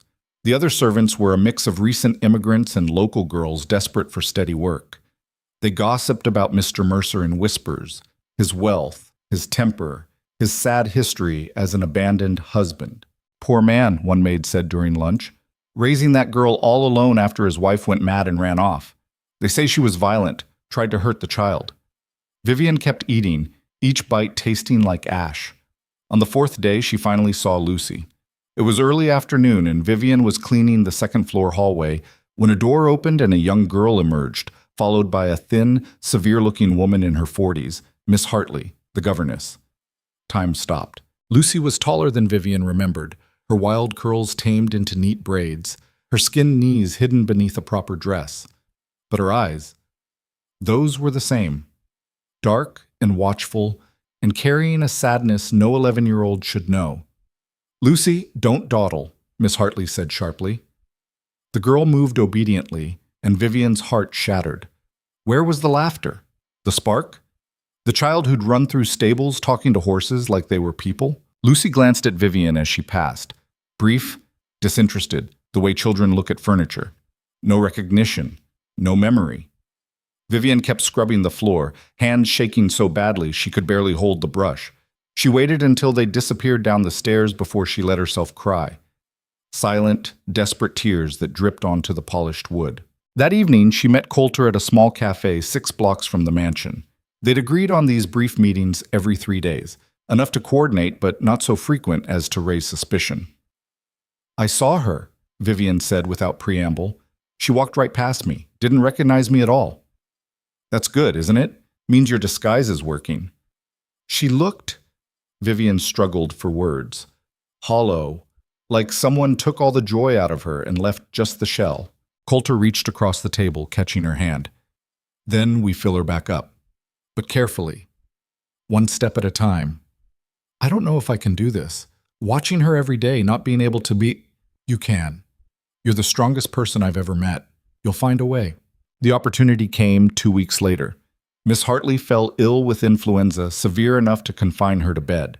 Mrs. Winters assigned Vivian to help with Lucy's care. Nothing major, just bringing meals to her room and ensuring she stayed occupied while the governess recovered. Vivian knocked on Lucy's door with trembling hands. "Come in," a small voice called. Lucy sat at a writing desk, working on penmanship exercises. She looked up when Vivian entered with a lunch tray, her expression carefully neutral. "Miss Hartley is still unwell," Vivian said, keeping her accent in place. "I'm to bring your meals until she recovers." "Thank you." Lucy's voice was soft, polite, completely devoid of personality. Vivian set down the tray, then hesitated. "What are you working on?" "Latin conjugations," Lucy showed the paper without enthusiasm. "I have a test tomorrow." "That's impressive. Latin at your age." "Father says a proper lady must be educated." The words came out like a recitation. "He says education prevents women from becoming hysterical and unreliable." The breath left Vivian's lungs. "Edward's poison, delivered through a child's mouth." "Do you enjoy it?" she asked carefully. "The studying?" Lucy looked confused, like the question didn't make sense. "It's what I'm supposed to do." "But do you like it?" A pause, then very quietly, "I used to like horses. Before." "Before what?" "Before Mother left." Lucy's hands tightened on her pen. "Father says I shouldn't talk about her. He says she was sick and didn't love us enough to stay." Vivian wanted to scream. Instead, she knelt beside the desk, bringing herself to Lucy's eye level. Sometimes grown-ups leave because they have to, not because they want to. Sometimes staying would be more dangerous than going. Lucy studied her with those two old eyes. "You sound like you know about that."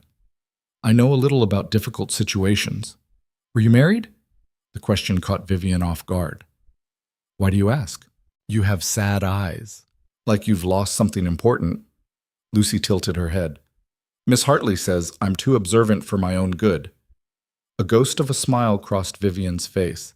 There, buried under years of Edward's conditioning, was a flicker of the daughter she'd lost. Smart, perceptive, alive. "I am married," Vivian said carefully, "to a good man. He's Different from most men I've known. Different how? He keeps his promises. He doesn't get angry when I disagree with him. He makes me feel like I'm worth something, even when I don't believe it myself. Lucy absorbed this, then returned to her Latin exercises. But something had shifted, a crack in the wall between them. Over the next week, Vivian brought Lucy's meals and stayed a few minutes longer each time. They talked about small things, weather, books, the cat that lived in the kitchen. Vivian was careful never to push, never to ask about Edward, never to suggest anything improper. She was just Mary, the maid who treated Lucy like a person instead of a porcelain doll. Then one afternoon, Lucy asked, "Do you know any songs?" Vivian's heart stopped. Songs? Miss Hartley only knows hymns, and they're all so dreary. I thought maybe, if you knew something else. Vivian's mind raced. There was one song, a lullaby she'd sung to Lucy every night before bed, about a bird learning to fly. Did she dare? "I know one," she said slowly. "My mother used to sing it to me when I was young." "Will you sing it?" Vivian's voice shook on the first words, but she forced them out. The melody was simple, the lyrics about courage and freedom and coming home. She'd sung it 1,000 times, rocking a small girl to sleep, promising that everything would be all right even when nothing was. Lucy listened with absolute stillness. As the final verse ended, tears spilled down her cheeks. "I know that song," she whispered. "I know it, but I don't remember where from." Vivian's own tears fell freely now. Sometimes our hearts remember things our minds have forgotten. "Did your mother sing it often?" "Every night." The lie and truth tangled together. She wanted me to know I was loved, even when everything else was confusing. Lucy wiped her eyes roughly. "I try not to think about my mother. Father says it's healthier to forget her. But sometimes I have these dreams where someone's singing to me, and I wake up feeling like I've lost something important all over again." "Maybe," Vivian said carefully, "forgetting isn't healthier. Maybe remembering is how we heal." "Father wouldn't like that. What do you think?" Lucy looked at her. Really looked at her, and Vivian saw the exact moment something clicked behind those dark eyes. Recognition, maybe. Or just hope that someone finally understood. "I think," Lucy said slowly, "that I'm tired of being told what to think." From that day forward, Lucy found excuses to summon Mary. She needed help with her dress. She wanted company while she read. She had questions about arithmetic that Miss Hartley couldn't answer. Each time they talked a little longer, ventured a little deeper into dangerous territory. Vivian learned that Edward was still the same monster, just better at hiding it. He never hit Lucy. Too visible, too risky, but he controlled every aspect of her life through fear and manipulation. Wrong answers led to disappointed silences. Independence earned lectures about women who destroyed themselves through defiance. Any mention of her mother brought cold fury that froze Lucy's blood. "He tells me I'm just like her," Lucy confessed one evening. "When I ask too many questions or forget to smile properly, he says I have her weakness, her instability, that I need to work harder to overcome the bad blood." Vivian wanted to burn the entire mansion down. Instead, she held Lucy's hand and said, "You're not weak. You're strong enough to survive in a place that tries to break you every single day. That's not blood, that's steel." "You sound like you're speaking from experience." "Maybe I am." 3 weeks into her employment, Vivian was cleaning the study when Edward Mercer walked in. She'd managed to avoid him until now, staying in areas he didn't frequent, timing her work to his schedule. But he'd come home early, and now he stood 6 feet away. The man who'd broken her bones, stolen her daughter, and nearly destroyed her soul. "You're the new maid," he said, not really a question. Vivian kept her eyes down, heart hammering. "Yes, sir. Mary Sullivan. Look at me when I speak to you." It took every ounce of courage she possessed to raise her head. Edward Mercer was 45, handsome in a cold way, impeccably dressed. His eyes were the color of ice, and they swept over her with the assessment of someone evaluating livestock. "You've been spending time with my daughter." "Only as assigned by Mrs. Winters, sir, while Miss Hartley was ill." "Mrs. Winters tells me Lucy has requested your presence specifically. She seems fond of you." I wouldn't presume to." "I'm not criticizing." His voice was silk over steel. "Lucy has difficulty forming attachment since her mother's abandonment. If she's comfortable with you, that's valuable. You'll continue assisting with her care when the governess has other duties. Yes, sir. He moved closer, and Vivian's entire body screamed at her to run. She'd spent 4 years creating distance from this man, and now he was close enough to touch, close enough to recognize if he looked carefully enough. Tell me, Mary, what do you think of my daughter? The question was a trap. Vivian could feel it. She's a lovely child, sir. Very bright. And? And she seems lonely. Edward's expression flickered. Lonely. Interesting observation. Do you have children? No, sir. Then perhaps you should refrain from psychoanalyzing mine. The warmth drained from his voice like water from a cracked cup. Lucy has everything she needs. The best education, the finest clothes, a father who provides for her every material want. If she seems lonely, it's because her mother's betrayal taught her not to trust easily. Of course, sir. I apologize for overstepping. He studied her for another long moment, and Vivian was certain he'd see through the disguise, see through the lies, see straight into her terrified heart. Then he waved dismissively. Finish your work and leave. I have correspondence to attend to. She fled the study on shaking legs, barely making it to the servants' stairwell before her knees gave out. Walter had been right. Edward was a monster who wore civility like a mask, discarding it the moment nobody was watching. 4 years hadn't changed him. If anything, losing his target had made him worse. That night she met Coulter at their usual cafe. He took one look at her face and cursed. He spoke to you. Yes. Does he know? I don't think so. But Coulter, we need to move faster. I can't keep doing this, watching Lucy suffer, knowing every day I stay risks everything. She gripped his hands across the table. We need to get her out now. How? You said Edward watches her constantly. There's a way. Sunday church. The governess takes her, but they walk the 3 blocks there and back. If we could intercept them on the return journey, create a distraction. That's insane. Everything about this is insane. Vivian's voice rose and she forced it back down. But I'm not leaving Philadelphia without my daughter. Either help me plan this or step aside because I'm doing it with or without you. Coulter looked at her. This woman who'd walked into his life 4 months ago as a stranger and somehow become the center of his entire world. She was right. They'd come too far to back down now. All right, he said. We do it Sunday. Walter and I will handle the distraction. You get Lucy somewhere safe and don't look back. What about you? We'll catch up. That's not a plan. It's the only plan we've got. Sunday morning arrived cold and gray. Vivian went through her duties mechanically, helping Lucy dress for church, watching her walk out with Miss Hartley like she had every Sunday for 4 years. Except this time, she slipped a note into Lucy's coat pocket. Brief, desperate, unsigned. Trust the woman in the green shawl. She'll take you somewhere safe. Don't be afraid. Someone who loves you is waiting. 3 blocks from his mansion, Coulter and Walter waited in an alley. Coulter wore his best clothes, still rough by Philadelphia standards, but respectable enough. Walter looked like any other day laborer. They watched the church empty, watched Lucy and Miss Hartley emerge and begin the walk home. 2 blocks. 1 block. 50 yards. Walter stumbled directly into Miss Hartley's path, collapsing with a theatrical groan. The governess stopped, startled, as the old man clutched his chest. Please, Walter gasped. My heart. I need... Doctor. Miss Hartley hesitated, torn between duty and basic decency. Lucy stood frozen beside her. That's when Vivian appeared from a side street, green shawl wrapped tight, face mostly hidden. She moved directly to Lucy and knelt. Your mother sent me, she whispered. She never stopped loving you. She never wanted to leave. And she's here now, waiting. Will you come with me? Lucy's eyes went wide. You're lying. My mother abandoned... She sang you a song about a bird learning to fly. Every night.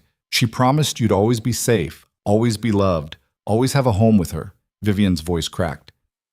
She's been looking for you for 4 years. Please, Lucy, trust me. Behind them, Walter was making a magnificent scene. Miss Hartley was shouting for help, drawing a crowd. Nobody noticed the woman and child slipping into the alley. Who are you? Lucy demanded, even as she followed. Vivian pulled off the shawl, removed her cap, looked directly at her daughter for the first time without disguise. It's me, sweetheart. It's Mama. Lucy's face went through a dozen emotions: shock, denial, hope, fear, before settling on something that looked like breaking. You came back. I never left. Not really. I've been fighting to get back to you every single day. Then Lucy was in her arms, sobbing against her shoulder, 4 years of grief and loneliness and carefully maintained composure shattering all at once. Vivian held her daughter and cried too, promising things she wasn't sure she could deliver, but meant with every fiber of her being. Behind them, Coulter appeared. We need to move. Now. They ran. They ran through Philadelphia's narrow streets like criminals, because that's exactly what they were. Vivian gripped Lucy's hand so tight it probably hurt, but her daughter didn't complain. Behind them, Walter's performance had bought them maybe 3 minutes before Miss Hartley realized Lucy was gone. 3 minutes wasn't much, but it would have to be enough. Coulter led them through a maze of alleys and side streets he'd memorized during his weeks working construction. Left, right, through a crowded market where vendors shouted prices, and Lucy nearly tripped over a crate of apples. Vivian pulled her up without breaking stride, adrenaline overriding 4 years of careful caution. Where are we going? Lucy gasped, her face flushed from running. Somewhere safe, Vivian said, which was a lie. Nowhere in Philadelphia was safe anymore. They reached the boarding house 10 minutes later. Mrs. Doyle took one look at the three of them, sweating, panicked, dragging a well-dressed child, and her eyes narrowed. I don't want trouble. You won't get any, Coulter said, pressing money into her hand, twice what they owed for the rooms. We're leaving today. Just need an hour to pack. Mrs. Doyle counted the bills, then looked at Lucy. Whatever she saw in the girl's face made her decision. 1 hour. Then, I never saw you. Upstairs, Walter was already throwing belongings into bags. He'd abandoned the heart attack performance and run a different route back, arriving minutes before them. His face was grim. Miss Hartley was screaming for police when I left. They'll have every cop in the city looking for you within the hour. He looked at Lucy. Hello, little miss. Your mama's told us a lot about you. Lucy stared at the old man, then at Coulter, clearly trying to piece together who these people were and why her mother trusted them. Who are you? Walter Boone. I work for your mama and your new stepfather on their ranch in Montana. He said it casually, like it was the most natural thing in the world. Stepfather? Lucy turned to Vivian. You remarried? It's complicated, Vivian said, pulling Lucy into the small room. Sweetheart, I need you to listen carefully. Your father is going to tell people I kidnapped you. He's going to use the police and the courts to try to take you back. We need to leave Philadelphia right now, today, and we need to move fast. Do you understand? Lucy's face had gone pale, but her jaw set with a stubbornness Vivian recognized from the mirror. I'm not going back to him, ever. Good, because neither am I. Vivian knelt to Lucy's eye level. But this is going to be hard. We're going to have to hide and run and trust people we barely know. And there's a chance your father will catch us anyway. I need you to know what you're choosing. I'm choosing you. Lucy's voice was steady, certain. I've spent 4 years being told you didn't love me, that you were crazy, that I should forget you existed, but I never believed it. Not completely. And now you're here and you came back for me, and that's all I need to know. Vivian's heart broke and mended simultaneously. She pulled Lucy into a fierce hug, breathing in the scent of her daughter's hair, feeling the reality of her in a way she'd thought she'd never feel again. We need to go, Coulter said from the doorway. Train station's going to be watched, but there's a freight depot 2 miles south. Walter knows a guy who might help. Might? Vivian looked up sharply. It's the best we've got. They left through the back entrance, wearing clothes they'd stolen from other tenants' laundry lines. Lucy's fine church dress was replaced with a plain cotton shift and threadbare coat. Vivian had cut her own hair even shorter, and Coulter wore a worker's cap pulled low. They looked like any other poor family navigating the Sunday crowds. Except for Lucy's shoes. Fine leather, polished to a shine, completely at odds with the rest of her outfit. Vivian cursed herself for not thinking of it sooner. We need to ditch those, Walter said, spotting the problem immediately. They're the only shoes I have, Lucy protested. Then we get you different ones. Coulter steered them toward a church where people were still filing out after services. Wait here. He disappeared into the crowd and returned 5 minutes later with a pair of scuffed boots that looked about Lucy's size. Vivian didn't ask how he'd acquired them. Lucy changed shoes in an alley, leaving her expensive leather ones behind like shed skin. The freight depot was a sprawling nightmare of warehouses and train tracks, everything covered in soot and industrial grime. Walter led them to a building marked J. Morrison and Sons and knocked on a side door in a specific pattern, 3 quick, 2 slow. A man opened it, 50s, missing teeth, eyes that had seen too much. Boone, heard you were dead. Not yet, Jimmy. Need a favor. Always do. Jimmy looked at Vivian and Lucy with the practiced assessment of someone who trafficked in secrets. This official business or the other kind? The kind where nobody asks questions and we're grateful. Jimmy sucked his teeth. Freight train heading west leaves in 40 minutes. Goes to Pittsburgh, then Chicago. I can get you in an empty boxcar, but once you're on, you're on. Can't stop until Pittsburgh. How much? $50? That's robbery. That's the price of not asking why a Montana rancher's running from Philadelphia with a woman and a kid in tow. Jimmy's smile was sharp. Take it or leave it. They took it.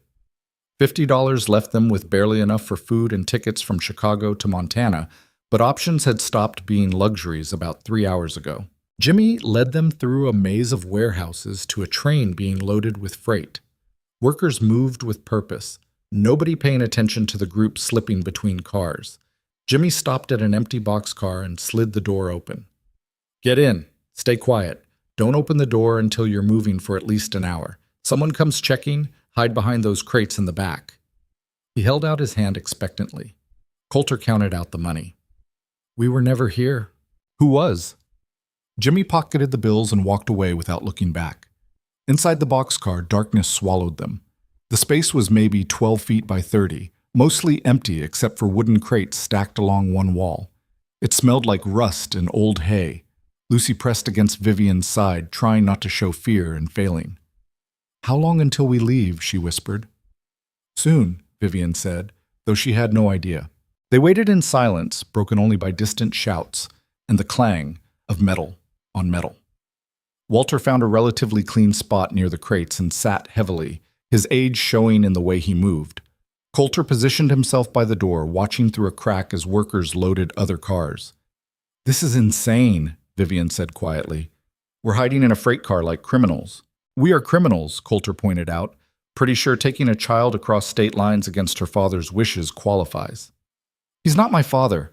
Lucy's voice was sharp, sudden. He's the man who hurt my mother and lied to me for 4 years.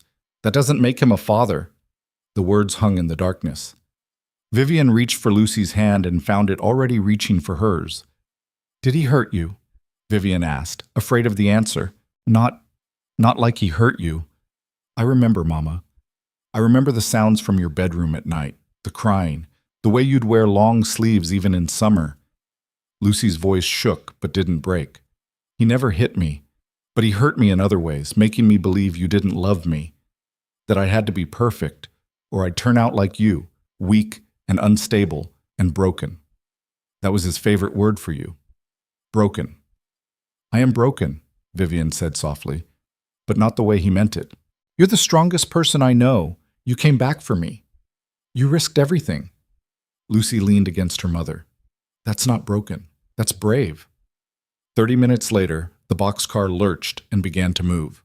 Slowly at first, then picking up speed as Philadelphia's industrial landscape rolled past the crack in the door. They were moving. Actually moving. Vivian allowed herself to breathe. Then Lucy asked the question Vivian had been dreading. Who is he? She nodded at Coulter. You said stepfather, but you've been gone from Edward, for 4 years. When did you remarry? 4 months ago, Vivian said. It's complicated. I like complicated. I've had 4 years of simple lies. I'd prefer complicated truth.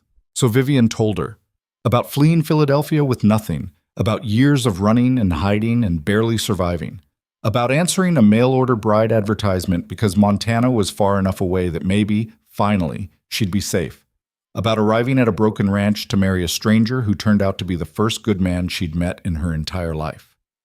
Lucy listened to all of it, her expression unreadable in the dim light filtering through the boxcar's cracks. So you married him to hide, she said finally. Not for love. I married him for survival. Vivian corrected. But somewhere along the way, it became more than that.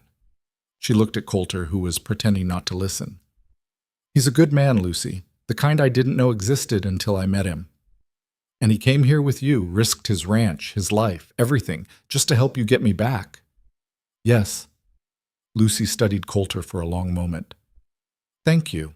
Coulter turned from the door, clearly surprised. For what? For making my mother happy. I can see it in the way she looks at you. She never looked at Edward like that. She looked at him like she was always bracing for impact. Lucy's voice was matter-of-fact, too old for 11. You make her look like she's allowed to breathe. Your mother makes herself happy, Coulter said gruffly. I just try not to mess it up. That's more than most men do. Walter chuckled from his spot by the crates. Kid's got your number, Coulter. The train rolled west through Pennsylvania countryside, and the four of them settled into uncomfortable positions for the long journey ahead. Vivian dozed fitfully, waking every time the train slowed or made noise. Lucy slept with her head in Vivian's lap, one hand gripping her mother's skirt like she was afraid she'd disappear. They were an hour outside Philadelphia when everything went wrong. The train slowed unexpectedly, brakes squealing. Coulter moved to the door crack, peering out, then swore viciously. What? Walter was on his feet immediately. Police. At least 6 of them, checking cars. How do they know we're on this train? They don't. They're checking everything leaving the city. Coulter slid the door closed completely, plunging them into darkness. Everybody behind the crates, now! They scrambled into the narrow space between the crates and the boxcar wall. It was cramped, airless, filled with the smell of old wood and mouse droppings. Lucy pressed against Vivian, trembling. Vivian wrapped her arms around her daughter and held on. Footsteps approached outside. Voices. This one's empty. Check it anyway. Captain's orders. The door scraped open, flooding the boxcar with daylight. Heavy boots climbed inside. Through gaps in the crates, Vivian could see 2 police officers, young, armed, thorough. They walked the length of the car, checking corners, moving some of the crates aside. One of them stopped 3 feet from their hiding spot. Think this is a waste of time, he said. Rich man's daughter probably ran off with some boy. They'll find her in a hotel somewhere, not on a freight train. Just follow orders, Davis. Davis kicked at a crate, the one directly in front of them. It shifted slightly and Lucy's breath hitched. Vivian clamped her hand over her daughter's mouth, praying the sound hadn't carried. What was that? The second officer asked. What was what? Thought I heard something. Davis moved closer to their hiding spot. Vivian could see his boots through the gap, could hear his breathing. Walter's hand moved slowly toward the pistol he'd hidden in his coat. Coulter tensed beside him, ready to fight or run or whatever became necessary. Then, from outside the boxcar, someone shouted, Got something in car 16. Looks like our runner. Both officers turned and ran, boots hammering as they jumped from the boxcar. The door slammed shut behind them. Voices and running footsteps faded into the distance. Nobody moved for a full minute. Was that real? Lucy whispered. Did they actually find someone? Don't know. Don't care, Walter said. We're not waiting to find out. The train started moving again 15 minutes later, gathering speed as it left whatever commotion behind. They emerged from hiding like soldiers after bombardment, shaky, grateful, deeply aware of how close they'd come to disaster. They'll keep looking, Vivian said. Every station, every stop, every freight depot between here and Montana. Then we don't use stations. Coulter was already thinking ahead. We jump off before Pittsburgh, find another way west, buy passage on wagons or work our way across. Stay off the official routes. That'll take weeks. You have a better idea? Vivian didn't. None of them did. They rode the freight train for 6 more hours before jumping off at a water stop outside a small Pennsylvania town whose name they never learned. The night was cold and moonless, perfect cover for 4 people who needed to disappear. They walked 5 miles to the nearest town, found a stable where the owner didn't ask questions, and paid for space to sleep in the hayloft. Lucy fell asleep immediately, exhausted from fear and running and the weight of everything that had happened. Vivian sat beside her, stroking her daughter's hair, unable to quite believe she was real. You did it, Coulter said quietly, settling beside them. You got her back. We got her back. I couldn't have done this without you. Sure you could have. You'd have found a way. Maybe. But I'm glad I didn't have to. She leaned against him, feeling the solid warmth of his shoulder. What happens now? Now we get as far from Philadelphia as possible. Then we figure out the rest. Edward won't stop looking. Let him look. By the time he figures out where we went, we'll be back in Montana with enough distance between us that his money doesn't matter anymore. Vivian wanted to believe that. Wanted to believe distance and determination would be enough. But she'd spent 4 years running from Edward, and he'd still found her. Money could buy investigators, buy influence, buy the kind of relentless pursuit that wore down even the strongest will. He'll try to use the law, she said. Paint this as kidnapping. Get federal marshals involved. Then we make sure the truth gets out first. Walter spoke from where he was keeping watch by the loft door. You said the servants in Edward's house witnessed his cruelty.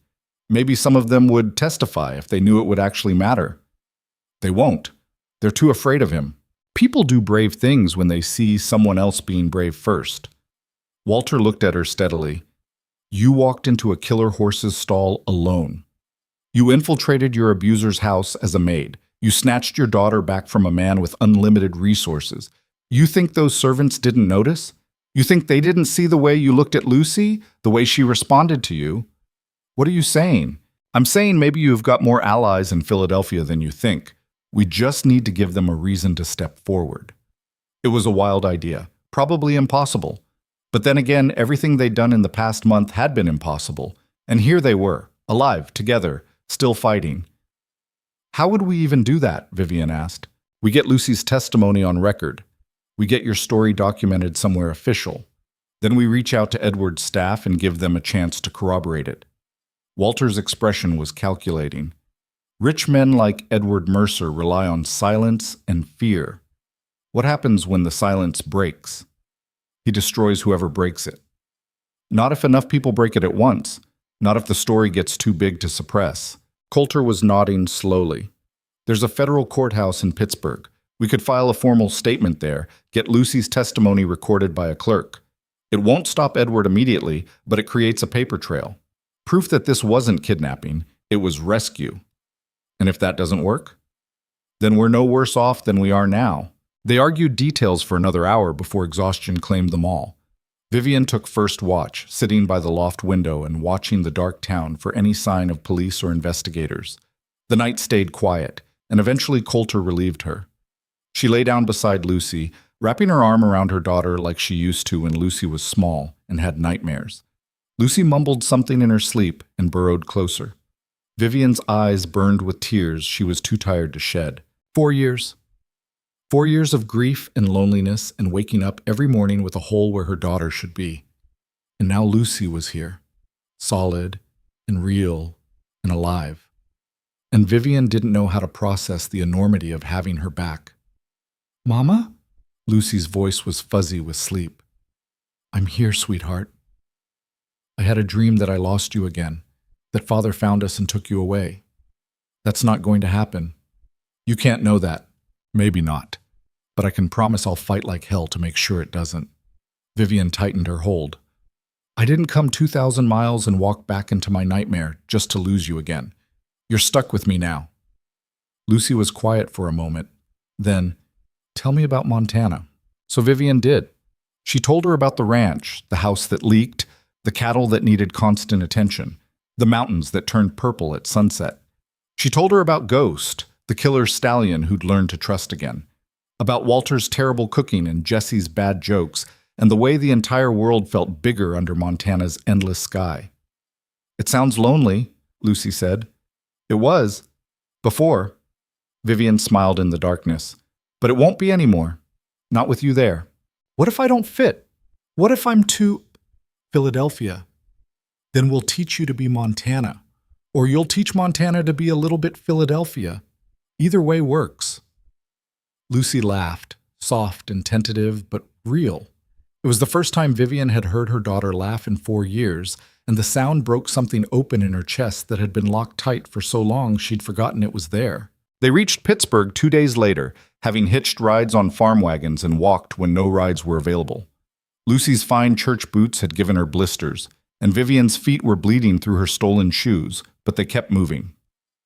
The federal courthouse was an imposing building of granite and arrogance, designed to make people feel small. Inside, a clerk listened to their story with the dead-eyed expression of someone who'd heard every human tragedy imaginable and stopped caring years ago.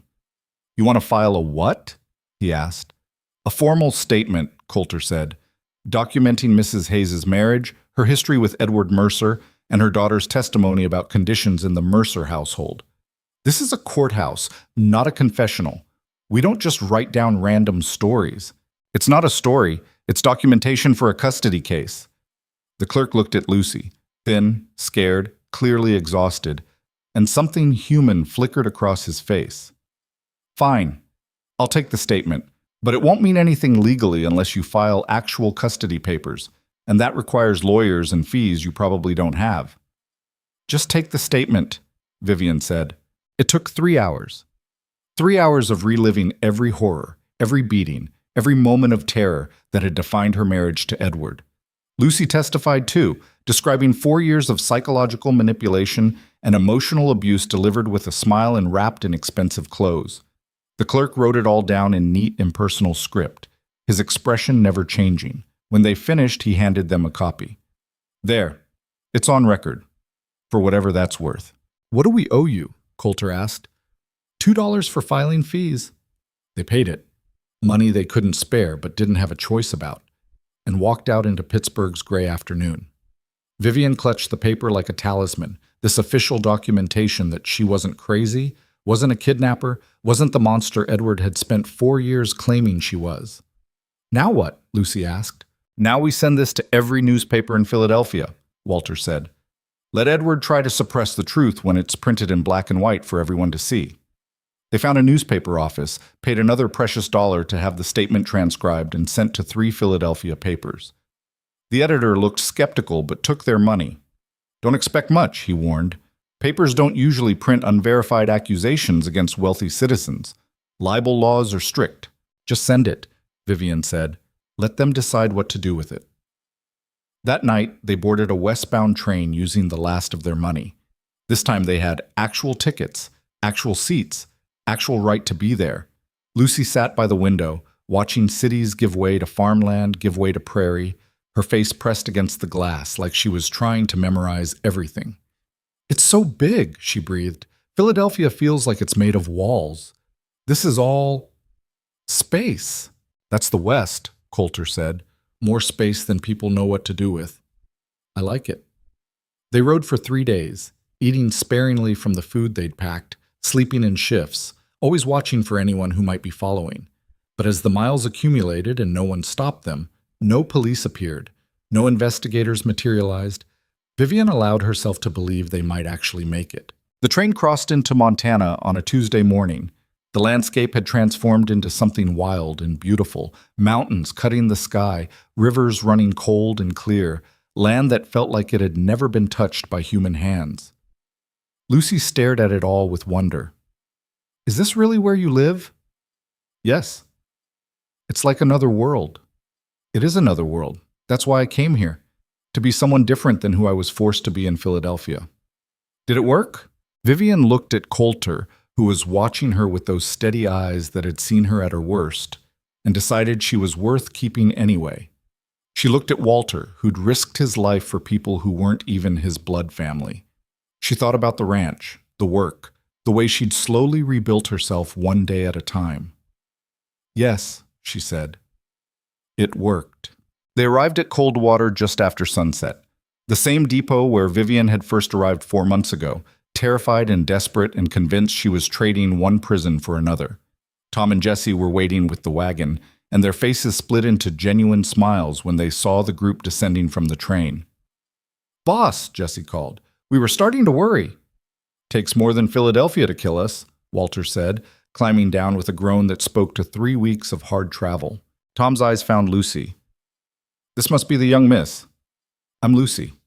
She held out her hand formally, and Tom shook it with gentle respect. "Welcome to Montana, Miss Lucy.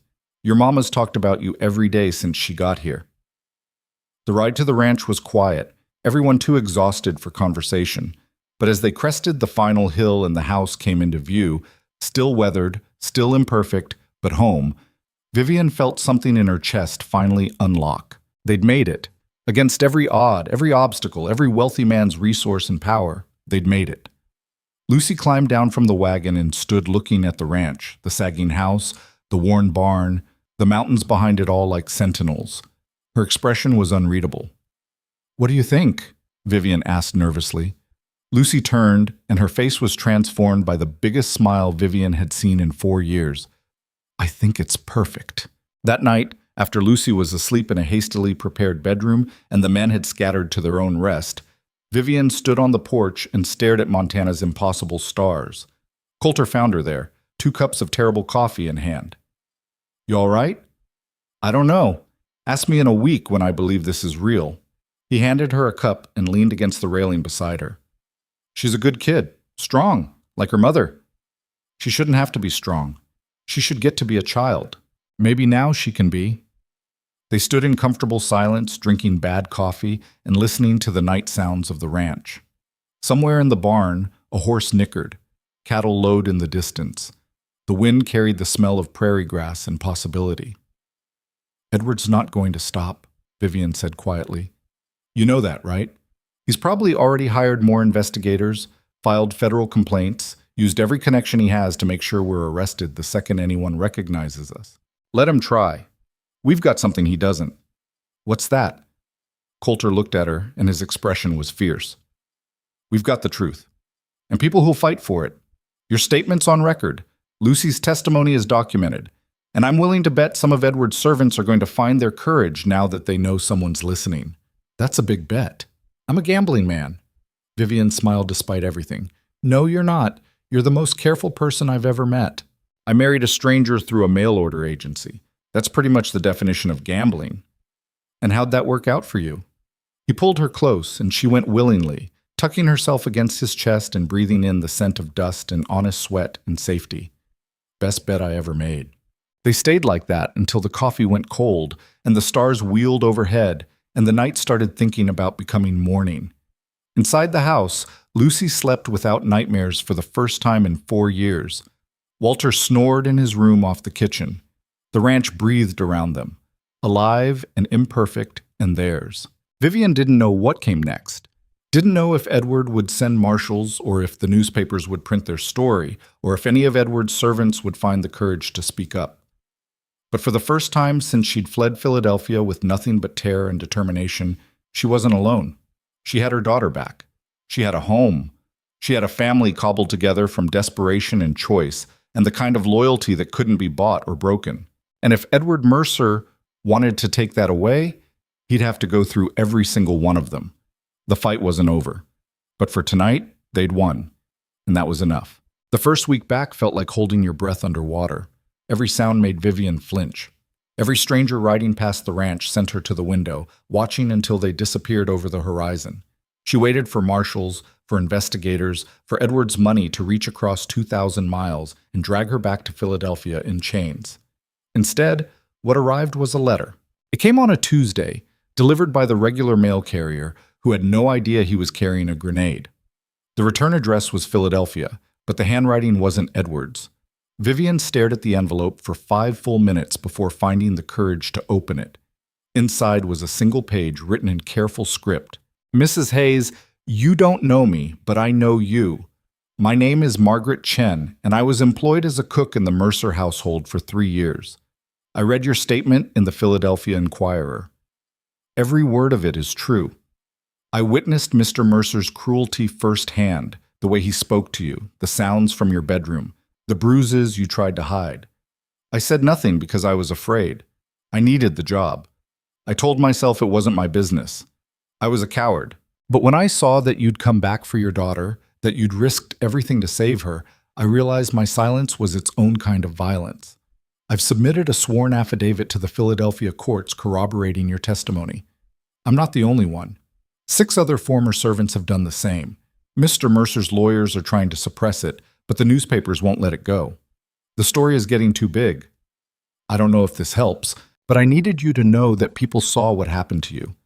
And some of us finally found the courage to say so.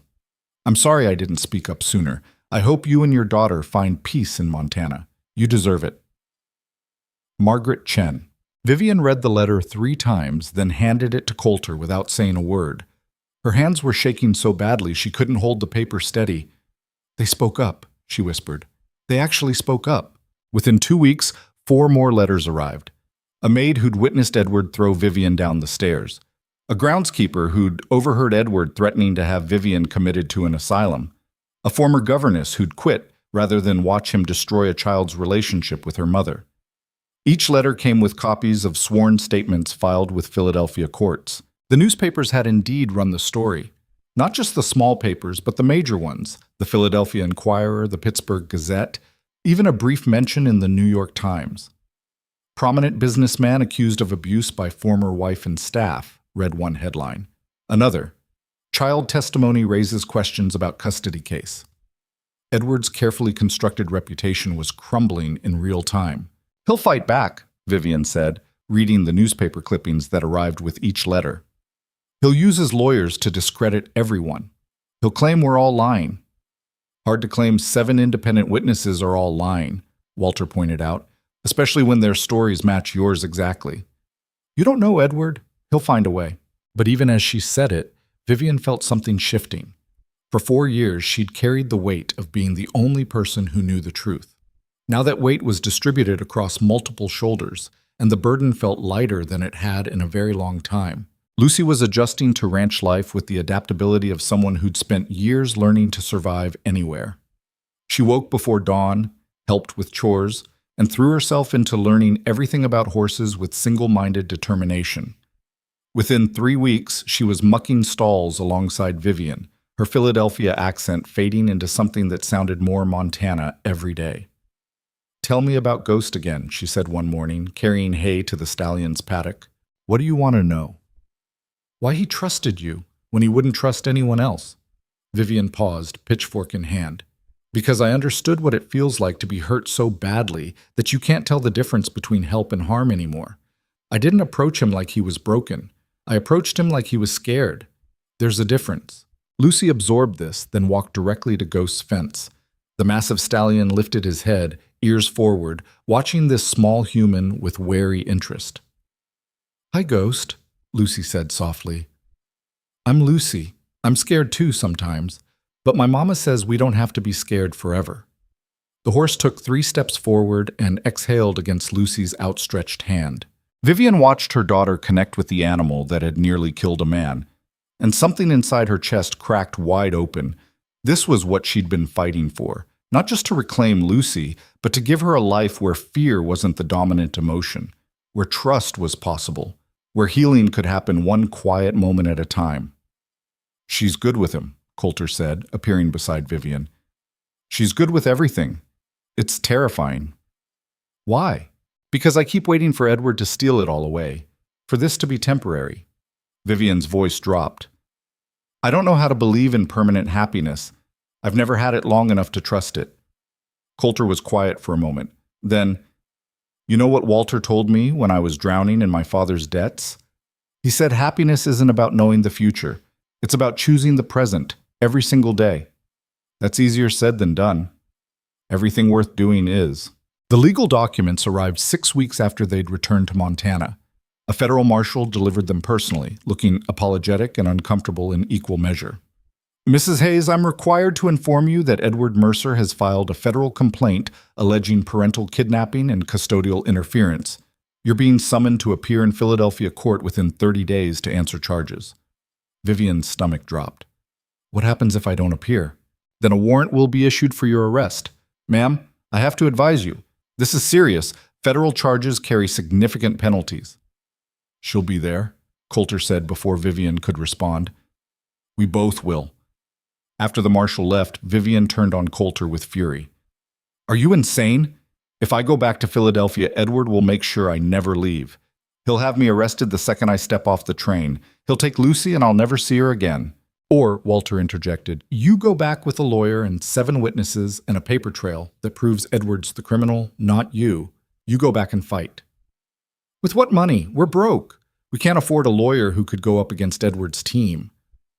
"Actually," Walter said slowly, "we might be able to." He disappeared into his room and returned with a metal lockbox Vivian had never seen before. Inside was money, more money than she'd expected. Stacks of bills, carefully saved over decades. "That's $8,000, Walter said. "My entire life savings. Was planning to leave it to my sister's kids when I die, but they don't need it as much as you do right now." He pushed the box toward Vivian. "Hire the best lawyer you can find.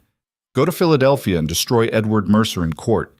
Make him pay for every bruise, every lie, every day you spent running."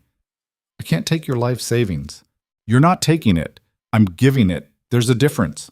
Walter's expression was firm. "You saved my life 3 years ago when that fence collapsed. You pulled me out of the wreckage and hauled me to the doctor even though I weighed twice what you do. I never forgot that. This is me returning the favor." Vivian looked at Coulter, who nodded. "We're doing this. All of us. We go to Philadelphia, we bring Lucy, we bring every witness who will testify, and we end this permanently." "What about the ranch?" "Tom and Jesse can handle it for a month. The ranch survived before us. It'll survive while we're gone." Coulter's jaw was set with determination. "Edward's been controlling your life for 8 years. Time to take it back." They hired a lawyer named Sarah Brennan, no relation to the drunk judge who'd married them. She was 45, sharp as a knife, and had a reputation for destroying abusive husbands in custody cases. She charged $200 just to review their case, then sat back in her office chair and smiled. "This is the easiest case I've seen in 5 years, she said. "You have documented testimony from 7 independent witnesses. You have a federal court record from Pittsburgh. You have a daughter who's articulate and clear about wanting to stay with her mother. And you have Edward Mercer's own servants contradicting his version of events." She tapped the stack of affidavits. "The only way we lose this is if you don't show up." "What about the kidnapping charges?" Vivian asked. "We argue you were exercising your parental rights to protect your child from a documented abuser. We present Lucy's testimony about the psychological abuse. We show that Edward used his wealth and influence to illegally separate mother and child in the first place." Sarah leaned forward. "Mrs. Hayes, Edward Mercer's lawyers are going to come at you hard. They'll try to paint you as unstable, vindictive, a liar. Can you handle that?"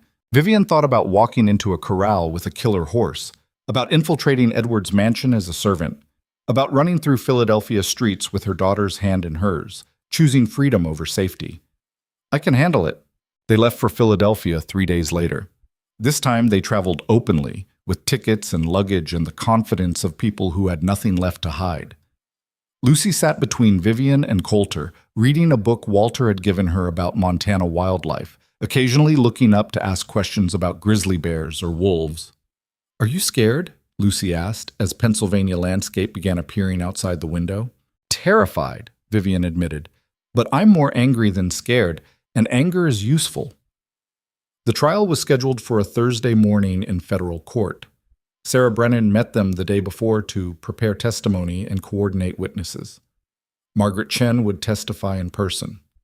So would 2 other former servants who'd found the courage to come forward. Lucy would testify too, if the judge allowed it. "Child testimony in custody cases is tricky," Sarah explained. "The judge has to determine if the child is competent and not being coached. Lucy needs to be honest, clear, and specific. Can she do that?" "Yes," Lucy said before Vivian could answer.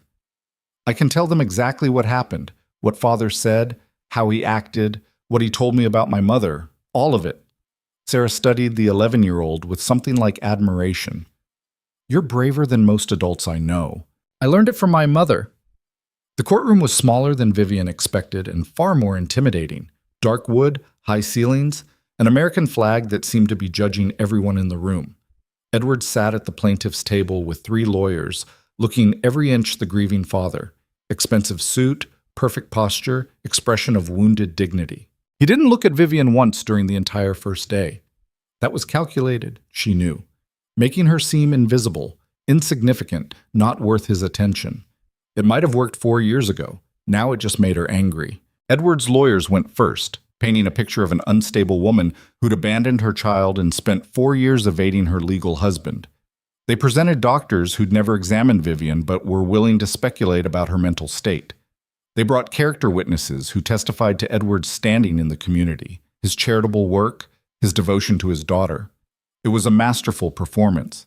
By the end of the first day, Vivian could see doubt on the judge's face. But the second day belonged to Sarah Brennan. She started with Margaret Chen, who testified about witnessing Edward throw a plate at Vivian's head during dinner, about hearing screams from the bedroom and finding Vivian the next morning with fingerprint bruises around her throat, about being threatened with dismissal if she ever spoke about what she saw. "Why didn't you come forward sooner?" Edward's lawyer asked during cross-examination. "Because I was afraid," Margaret said simply. "Mr. Mercer made it clear that anyone who crossed him would be destroyed. I watched him do it to his wife. I didn't want it done to me." "So you're testifying now out of fear?" "No, I'm testifying now because I'm more afraid of staying silent, because I looked at Mrs. Hayes's courage in coming back for her daughter and realized my fear was making me complicit in abuse." The second witness was a former groundskeeper who'd overheard Edward on the telephone with lawyers, strategizing how to paint Vivian as mentally unstable to win custody. The third was a maid who'd helped Vivian pack the night she fled with Lucy, who'd seen the bruises and the terror and chosen to help rather than report her. Each testimony built on the last, creating a picture of systematic abuse hidden behind wealth and respectability. Edward's lawyers tried to discredit them, suggested they were paid off, coordinated their stories, held grudges against their former employer. But the details were too consistent, too specific, too real to be fabricated. Then Sarah called Lucy to the stand. The judge hesitated. "Miss Brennan, the child is only 11. Are you certain this is appropriate?" "Your Honor, Lucy Mercer is the only person who experienced both households firsthand. Her testimony is crucial." "Very well, but I reserve the right to stop questioning if I determine it's harmful to the child." Lucy walked to the witness stand with her head high, and Vivian's heart felt like it was going to explode with pride and terror in equal measure. Edward's lawyers would try to break her, to make her seem coached or confused. And Lucy was just a child, asked to testify against the man who'd raised her for 4 years. Sarah approached gently. "Lucy, can you tell the court about your life with your father after your mother left?" "He told me my mother was sick, that she'd gone crazy and tried to hurt me, and that's why she had to leave. He said I should forget about her because she didn't love us." Lucy's voice was steady, clear. "I tried to believe him, but it never felt true.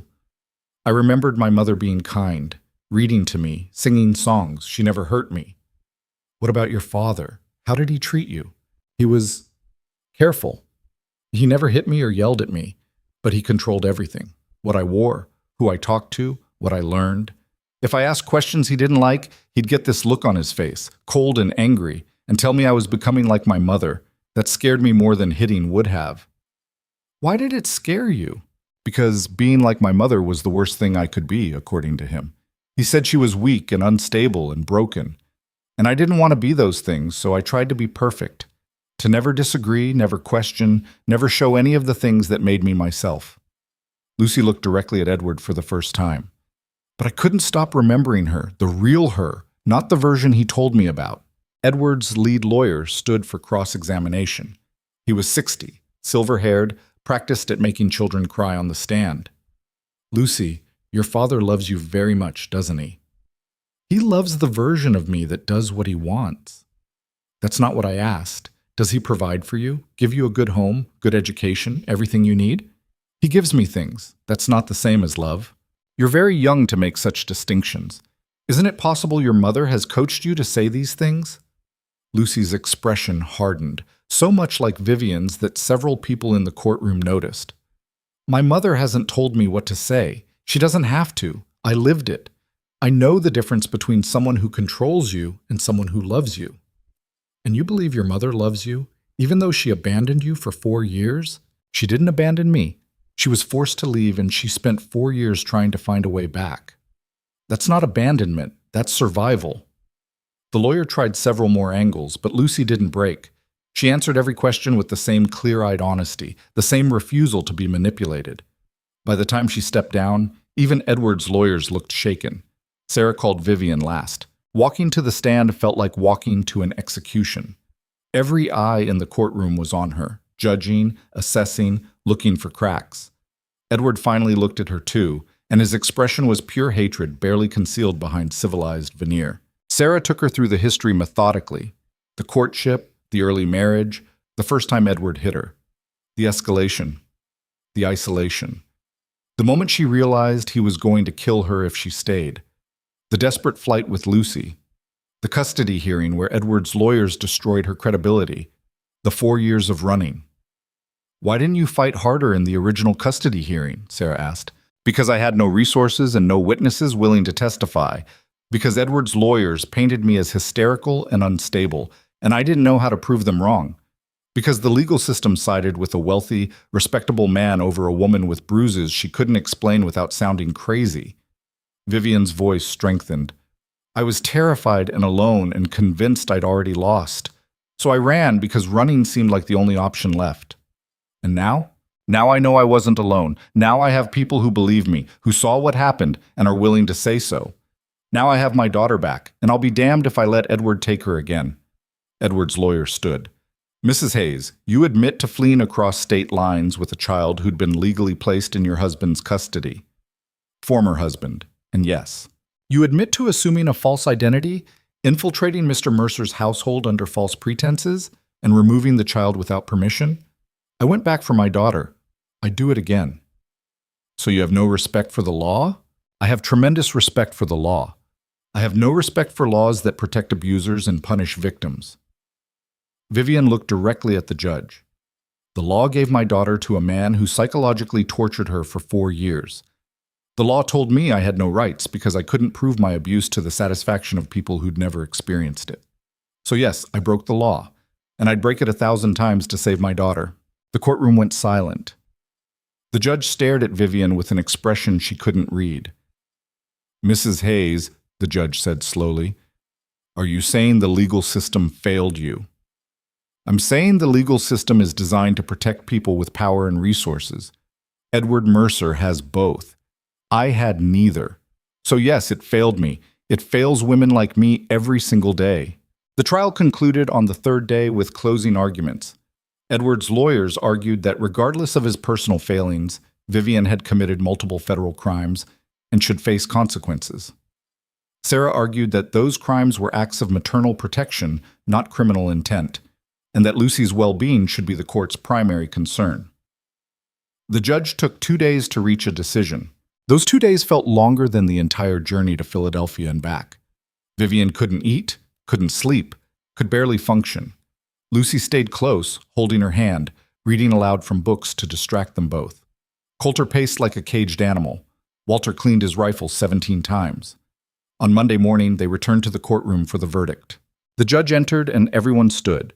He settled into his chair, arranged papers that probably didn't need arranging, then looked directly at Vivian. "This court has reviewed all testimony and evidence presented.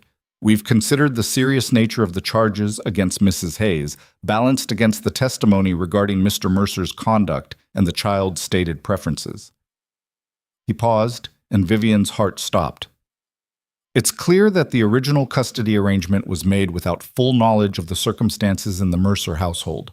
Multiple credible witnesses have testified to Mr. Mercer's abusive behavior and his use of wealth and influence to manipulate legal proceedings." Edward's face went white. Furthermore, Lucy Mercer's testimony was compelling and credible. This court finds that she was subjected to psychological abuse and manipulation, and that her mother's removal of her from that situation, while legally questionable, was motivated by genuine parental concern rather than criminal intent. The judge looked at Edward. "Mr. Mercer, this court is appalled by the testimony we've heard regarding your treatment of your former wife and daughter. While you may have provided material comfort, you failed in your fundamental duty to provide emotional safety and honest love." He turned back to Vivian. "Mrs. Hayes, the federal kidnapping charges are dismissed. However, this court strongly advises you to pursue legal channels in the future rather than taking matters into your own hands. Regarding custody, this court awards sole custody of Lucy Mercer to her mother, Vivian Hayes, effective immediately. Mr. Mercer will be allowed supervised visitation once monthly, pending completion of a court-ordered psychological evaluation and anger management program. This court further orders Mr. Mercer to pay child support in the amount of $50 monthly and to reimburse Mrs. Hayes for legal expenses incurred in this case." The gavel came down, and the courtroom erupted. Edward's lawyers immediately filed objections. Sarah was already drafting responses. But Vivian heard none of it. She turned to Lucy, who was crying and smiling simultaneously, and pulled her daughter into her arms. "We won," Lucy whispered. "Mama, we actually won." "You won," Vivian corrected. "Your testimony changed everything." "No, we won. You, me, Coulter, Walter, everyone who spoke up. We all won." Edward stood at his table, face purple with rage, lawyers scrambling around him like insects. He caught Vivian's eye across the courtroom, and she saw murder in his expression. But she also saw defeat. For the first time in 8 years, Edward Mercer didn't control her life. He'd lost, and he knew it. They left Philadelphia the next morning, this time with legal documents that said Lucy belonged with her mother. Sarah Brennan had fought off Edward's emergency appeals, secured a protection order that prevented him from contacting Vivian or Lucy directly, and established that any future custody disputes would be heard in Montana courts, not Pennsylvania, where Edward's influence held sway. "He'll try again," Sarah warned. "Men like Mercer don't give up easily. But you've got the law on your side now. That's not nothing." "It's everything," Vivian said. "Thank you. Thank you for fighting. Most women in your situation don't. They accept the abuse because the alternative seems impossible." Sarah shook Lucy's hand. "You've got a remarkable mother. Don't ever forget that." "I won't." The train ride back to Montana was nothing like the desperate flight east. This time, they rode in proper seats with proper tickets, eating proper food from the dining car. Lucy pressed her face to the window as Philadelphia disappeared behind them, and Vivian watched her daughter watching the world, memorizing this moment when everything changed. "Do you think he'll really change?" Lucy asked. "Edward, do you think the court order will make him different?" "No," Vivian said honestly. "People like your father don't change because a judge tells them to. They change when they decide to, and Edward spent his whole life believing he's entitled to control everyone around him. That won't disappear overnight." "Then why did we bother with the trial?" Because it's not about changing him. It's about removing his power over us. He can't use the law against you anymore. He can't take you from me. He can't make us run." Vivian pulled Lucy close. "He's still the same monster, but now he's a monster we don't have to live with." Coulter had been quiet most of the journey, processing everything that had happened. Now he spoke up. "You were incredible in that courtroom. I've never seen anyone face down their nightmare like that and win. I didn't do it alone." "No, but you were the one who started it. You were the one who decided running wasn't enough anymore." He looked at her with something like awe. "You're the bravest person I've ever met." "I'm not brave. I'm just tired of being afraid." "Those are the same thing." Montana appeared gradually, familiar landmarks sliding past the window like a promise being kept. The mountains, the endless sky, the land that had given Vivian space to become someone other than Edward Mercer's victim. They arrived at the ranch on a Saturday afternoon. Tom and Jesse had kept everything running smoothly, and the relief on their faces when the wagon pulled up was genuine. "Welcome home, Miss Lucy," Jesse said, tipping his hat. "We've got your room all fixed up. Walter told us to make sure it had a view of the mountains." Lucy looked at the ranch, her ranch now, her home, and smiled. "It's perfect." That night, after Lucy was asleep and the men had scattered to their own spaces, Vivian and Coulter stood on the porch under stars that felt close enough to touch. "What happens now?" Coulter asked. "Now we live. We work the ranch, we raise Lucy, we wake up every morning and choose this life instead of the one Edward wanted us to have." Vivian leaned against him. "We prove that surviving isn't the same as living, and we do the hard work of learning the difference." "That sounds exhausting." "Probably, but it's better than the alternative." They stood in comfortable silence, listening to the night sounds of the ranch. In the barn, Ghost nickered softly. Cattle lowed in the distance. The wind carried the smell of sage and possibility. "I love you," Coulter said suddenly. "I've been trying to find the right moment to say it, and I realize there is no right moment, so I'm just saying it. I love you. The way you fight, the way you refuse to stay broken, the way you turned a terrified mail order arrangement into something real. All of it." Vivian turned to face him, and her eyes were shining with tears that weren't entirely sad. "I love you too. I didn't think I was capable of it anymore. Edward beat that out of me along with everything else. But you brought it back. You and this ranch and the space to remember who I was before the fear." He kissed her then, and it was nothing like the desperate kiss in the kitchen months ago. This was gentle, sure, full of promise instead of panic. When they broke apart, Vivian was smiling. "We should probably actually consummate this marriage at some point," she said. "It's been 5 months. Are you ready for that?" "I don't know, but I'd like to find out, with you, when it feels right. No rush, we've got time." And they did. That was the miracle of it. They had time. Not borrowed time or stolen time or time measured in how long before Edward found them. Just time. Regular, ordinary, gloriously boring time to build a life together. The months that followed weren't perfect. Lucy had nightmares about Edward finding her. Vivian still flinched at sudden movements and slept with her boots nearby. The ranch struggled through a harsh winter that killed 15 head of cattle. Money was tight. Repairs were constant. Some days, survival felt like the best they could hope for. But there were good days, too. Days when Lucy's laughter filled the house. Days when Vivian and Coulter worked side by side in comfortable silence. Days when Walter told terrible jokes and everyone laughed anyway. Days when Ghost let Lucy ride him bareback through the meadow, and Vivian watched her daughter fly and remembered what hope felt like. Spring came, and with it, news from Philadelphia. Edward's business empire was crumbling. Investors had pulled out after the trial publicity. Social connections he'd spent decades building had evaporated overnight. The servants who'd testified had sparked a wave of others coming forward, painting a picture of a man who'd built his success on fear and intimidation. He'd filed for bankruptcy in March. By April, the mansion was being sold to cover debts. Vivian read the news with mixed feelings. Part of her felt vindicated. Edward was finally facing consequences. But another part felt nothing at all. His downfall didn't erase the scars on her hands or the years Lucy had lost, or the nights Vivian still woke up, convinced she was back in that house, trapped.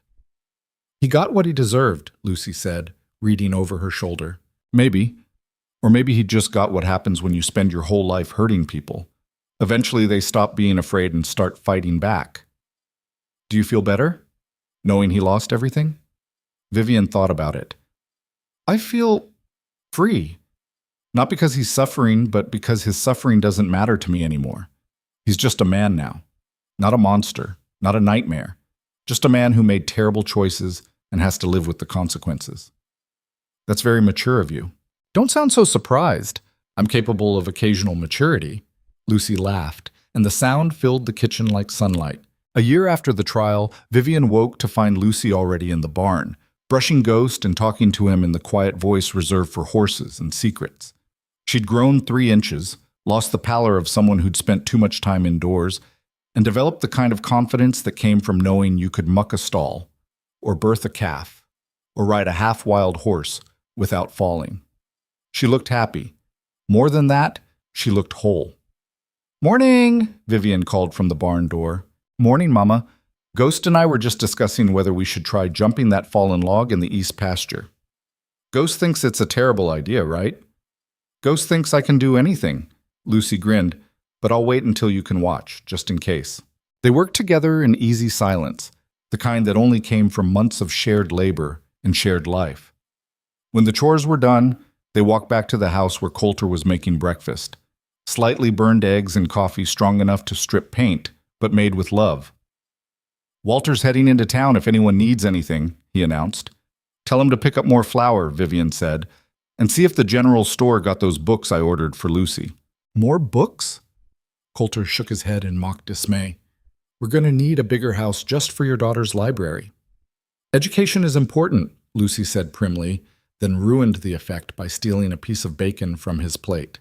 Vivian watched them banter, watched Walter grumble about errands, watched the morning unfold with ordinary chaos, and felt something settle deep in her chest. This was what she'd been fighting for. Not revenge on Edward, not vindication in court, not even justice, though that had been satisfying. This ordinary, messy, imperfect life where people chose each other every single day, where love wasn't about control or possession, but about giving someone space to become whoever they were meant to be, where a woman who'd been called broken could wake up and choose wholeness, where a little girl could learn that strength wasn't about never being afraid. It was about being afraid and doing the brave thing anyway. That afternoon, Lucy successfully jumped the fallen log on Ghost, and Vivian's heart stopped 3 times watching her daughter fly. When Lucy circled back, flushed with victory, Vivian pulled her into a fierce hug. "Don't ever do that again," she said. "I'm doing it again tomorrow." "I know. That's what terrifies me. You taught me to be brave." "I taught you to survive. Being brave is all you." Lucy pulled back to look at her mother. "No. You taught me both. You survived, and that was brave. Then you came back for me, and that was braver. Then you stood in court and told the truth even though everyone wanted you to stay quiet, and that was bravest of all." Her voice was fierce. "Everything I am, I learned from watching you refuse to stay broken." Vivian's eyes burned with tears. "I'm not that person. I'm still scared all the time. I still have nightmares. I still flinch when men raise their voices." "Being scared doesn't make you weak. It makes you human, but you don't let the fear win. That's the difference." Lucy hugged her again. "You're my hero, Mama, even when you don't feel like one." That night, lying in bed beside Coulter, they'd moved into the same room 6 months ago, taking things slow but steady. Vivian stared at the ceiling and thought about heroism. She'd never felt like a hero. Heroes were supposed to be fearless, unbreakable, certain. She was none of those things. She was a woman who'd been beaten down and rebuilt herself one painful day at a time, who'd made mistakes and bad choices and run when standing felt impossible, who still carried scars that would never fully heal. But maybe that was what real heroism looked like. Not the absence of fear, but the decision to act despite it. Not perfection, but the willingness to keep trying even after failure. Not being unbreakable, but breaking and choosing to put yourself back together anyway. "You're thinking too loud," Coulter mumbled beside her. "Sorry. What's on your mind?" "Everything. Nothing. The fact that Lucy thinks I'm a hero when I feel like I'm barely holding it together most days." "You're barely holding it together? So am I. So's everyone."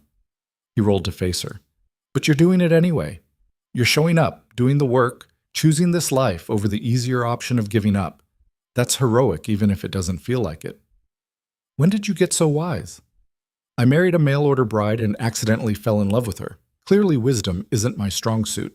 She laughed, and the sound surprised her. Light, genuine, free. A year ago, laughter had felt like a betrayal of all the pain she carried. Now it felt like proof that the pain hadn't won. 2 years after the trial, on a spring morning that smelled like rain and new grass, Vivian stood in the barn and watched Lucy teach a young ranch hand how to approach a skittish horse. Her daughter moved with confidence and patience, explaining about reading body language and earning trust rather than demanding it. "You sound like your mother," the ranch hand said. "I'll take that as a compliment," Lucy replied. Vivian's throat tightened with pride and love and the bittersweet awareness that Lucy was growing up, becoming her own person, preparing to eventually leave this ranch and build her own life. That was the paradox of parenthood. You fought to give them roots, then watched them use those roots to grow wings. But not yet. For now, Lucy was here, laughing with horses and learning the land and being exactly the person Vivian had hoped she'd become. Strong, but not hard. Brave, but not reckless. Scarred by her past, but not defined by it. That evening, the whole ranch gathered for dinner. Coulter, Vivian, Lucy, Walter, Tom, Jesse, and 2 new ranch hands they'd hired as the operation grew. The table was loud with conversation and laughter, plates being passed, stories being told. It was chaos and warmth, and the particular kind of family that formed not through blood, but through choice. "To survival," Walter said, raising his glass. "To more than survival," Vivian corrected. "To actually living." They drank to that. Cheap whiskey and water, nothing fancy, but it tasted like victory anyway. Later, when everyone had scattered and the house was quiet, Vivian found herself back on the porch under Montana's infinite stars. This had become her ritual, ending each day by standing in this spot and remembering who she'd been, who she was still becoming. She heard footsteps and knew without looking that it was Coulter. "Room for one more?" he asked. "Always." He wrapped his arms around her from behind, and she leaned back into his warmth. They stood like that for a long time, watching stars wheel overhead, listening to the ranch settle into sleep. "Do you ever regret it?" Coulter asked quietly. "Answering that advertisement. Coming here." "Every day," Vivian said, then felt him tense. "I regret that it took me so long to leave Edward. I regret the years Lucy spent without me. I regret not fighting harder, sooner, louder. But coming here, marrying you, building this life. She turned in his arms to face him. I don't regret a single second of that. This is the first time in my entire life I felt like I belong somewhere.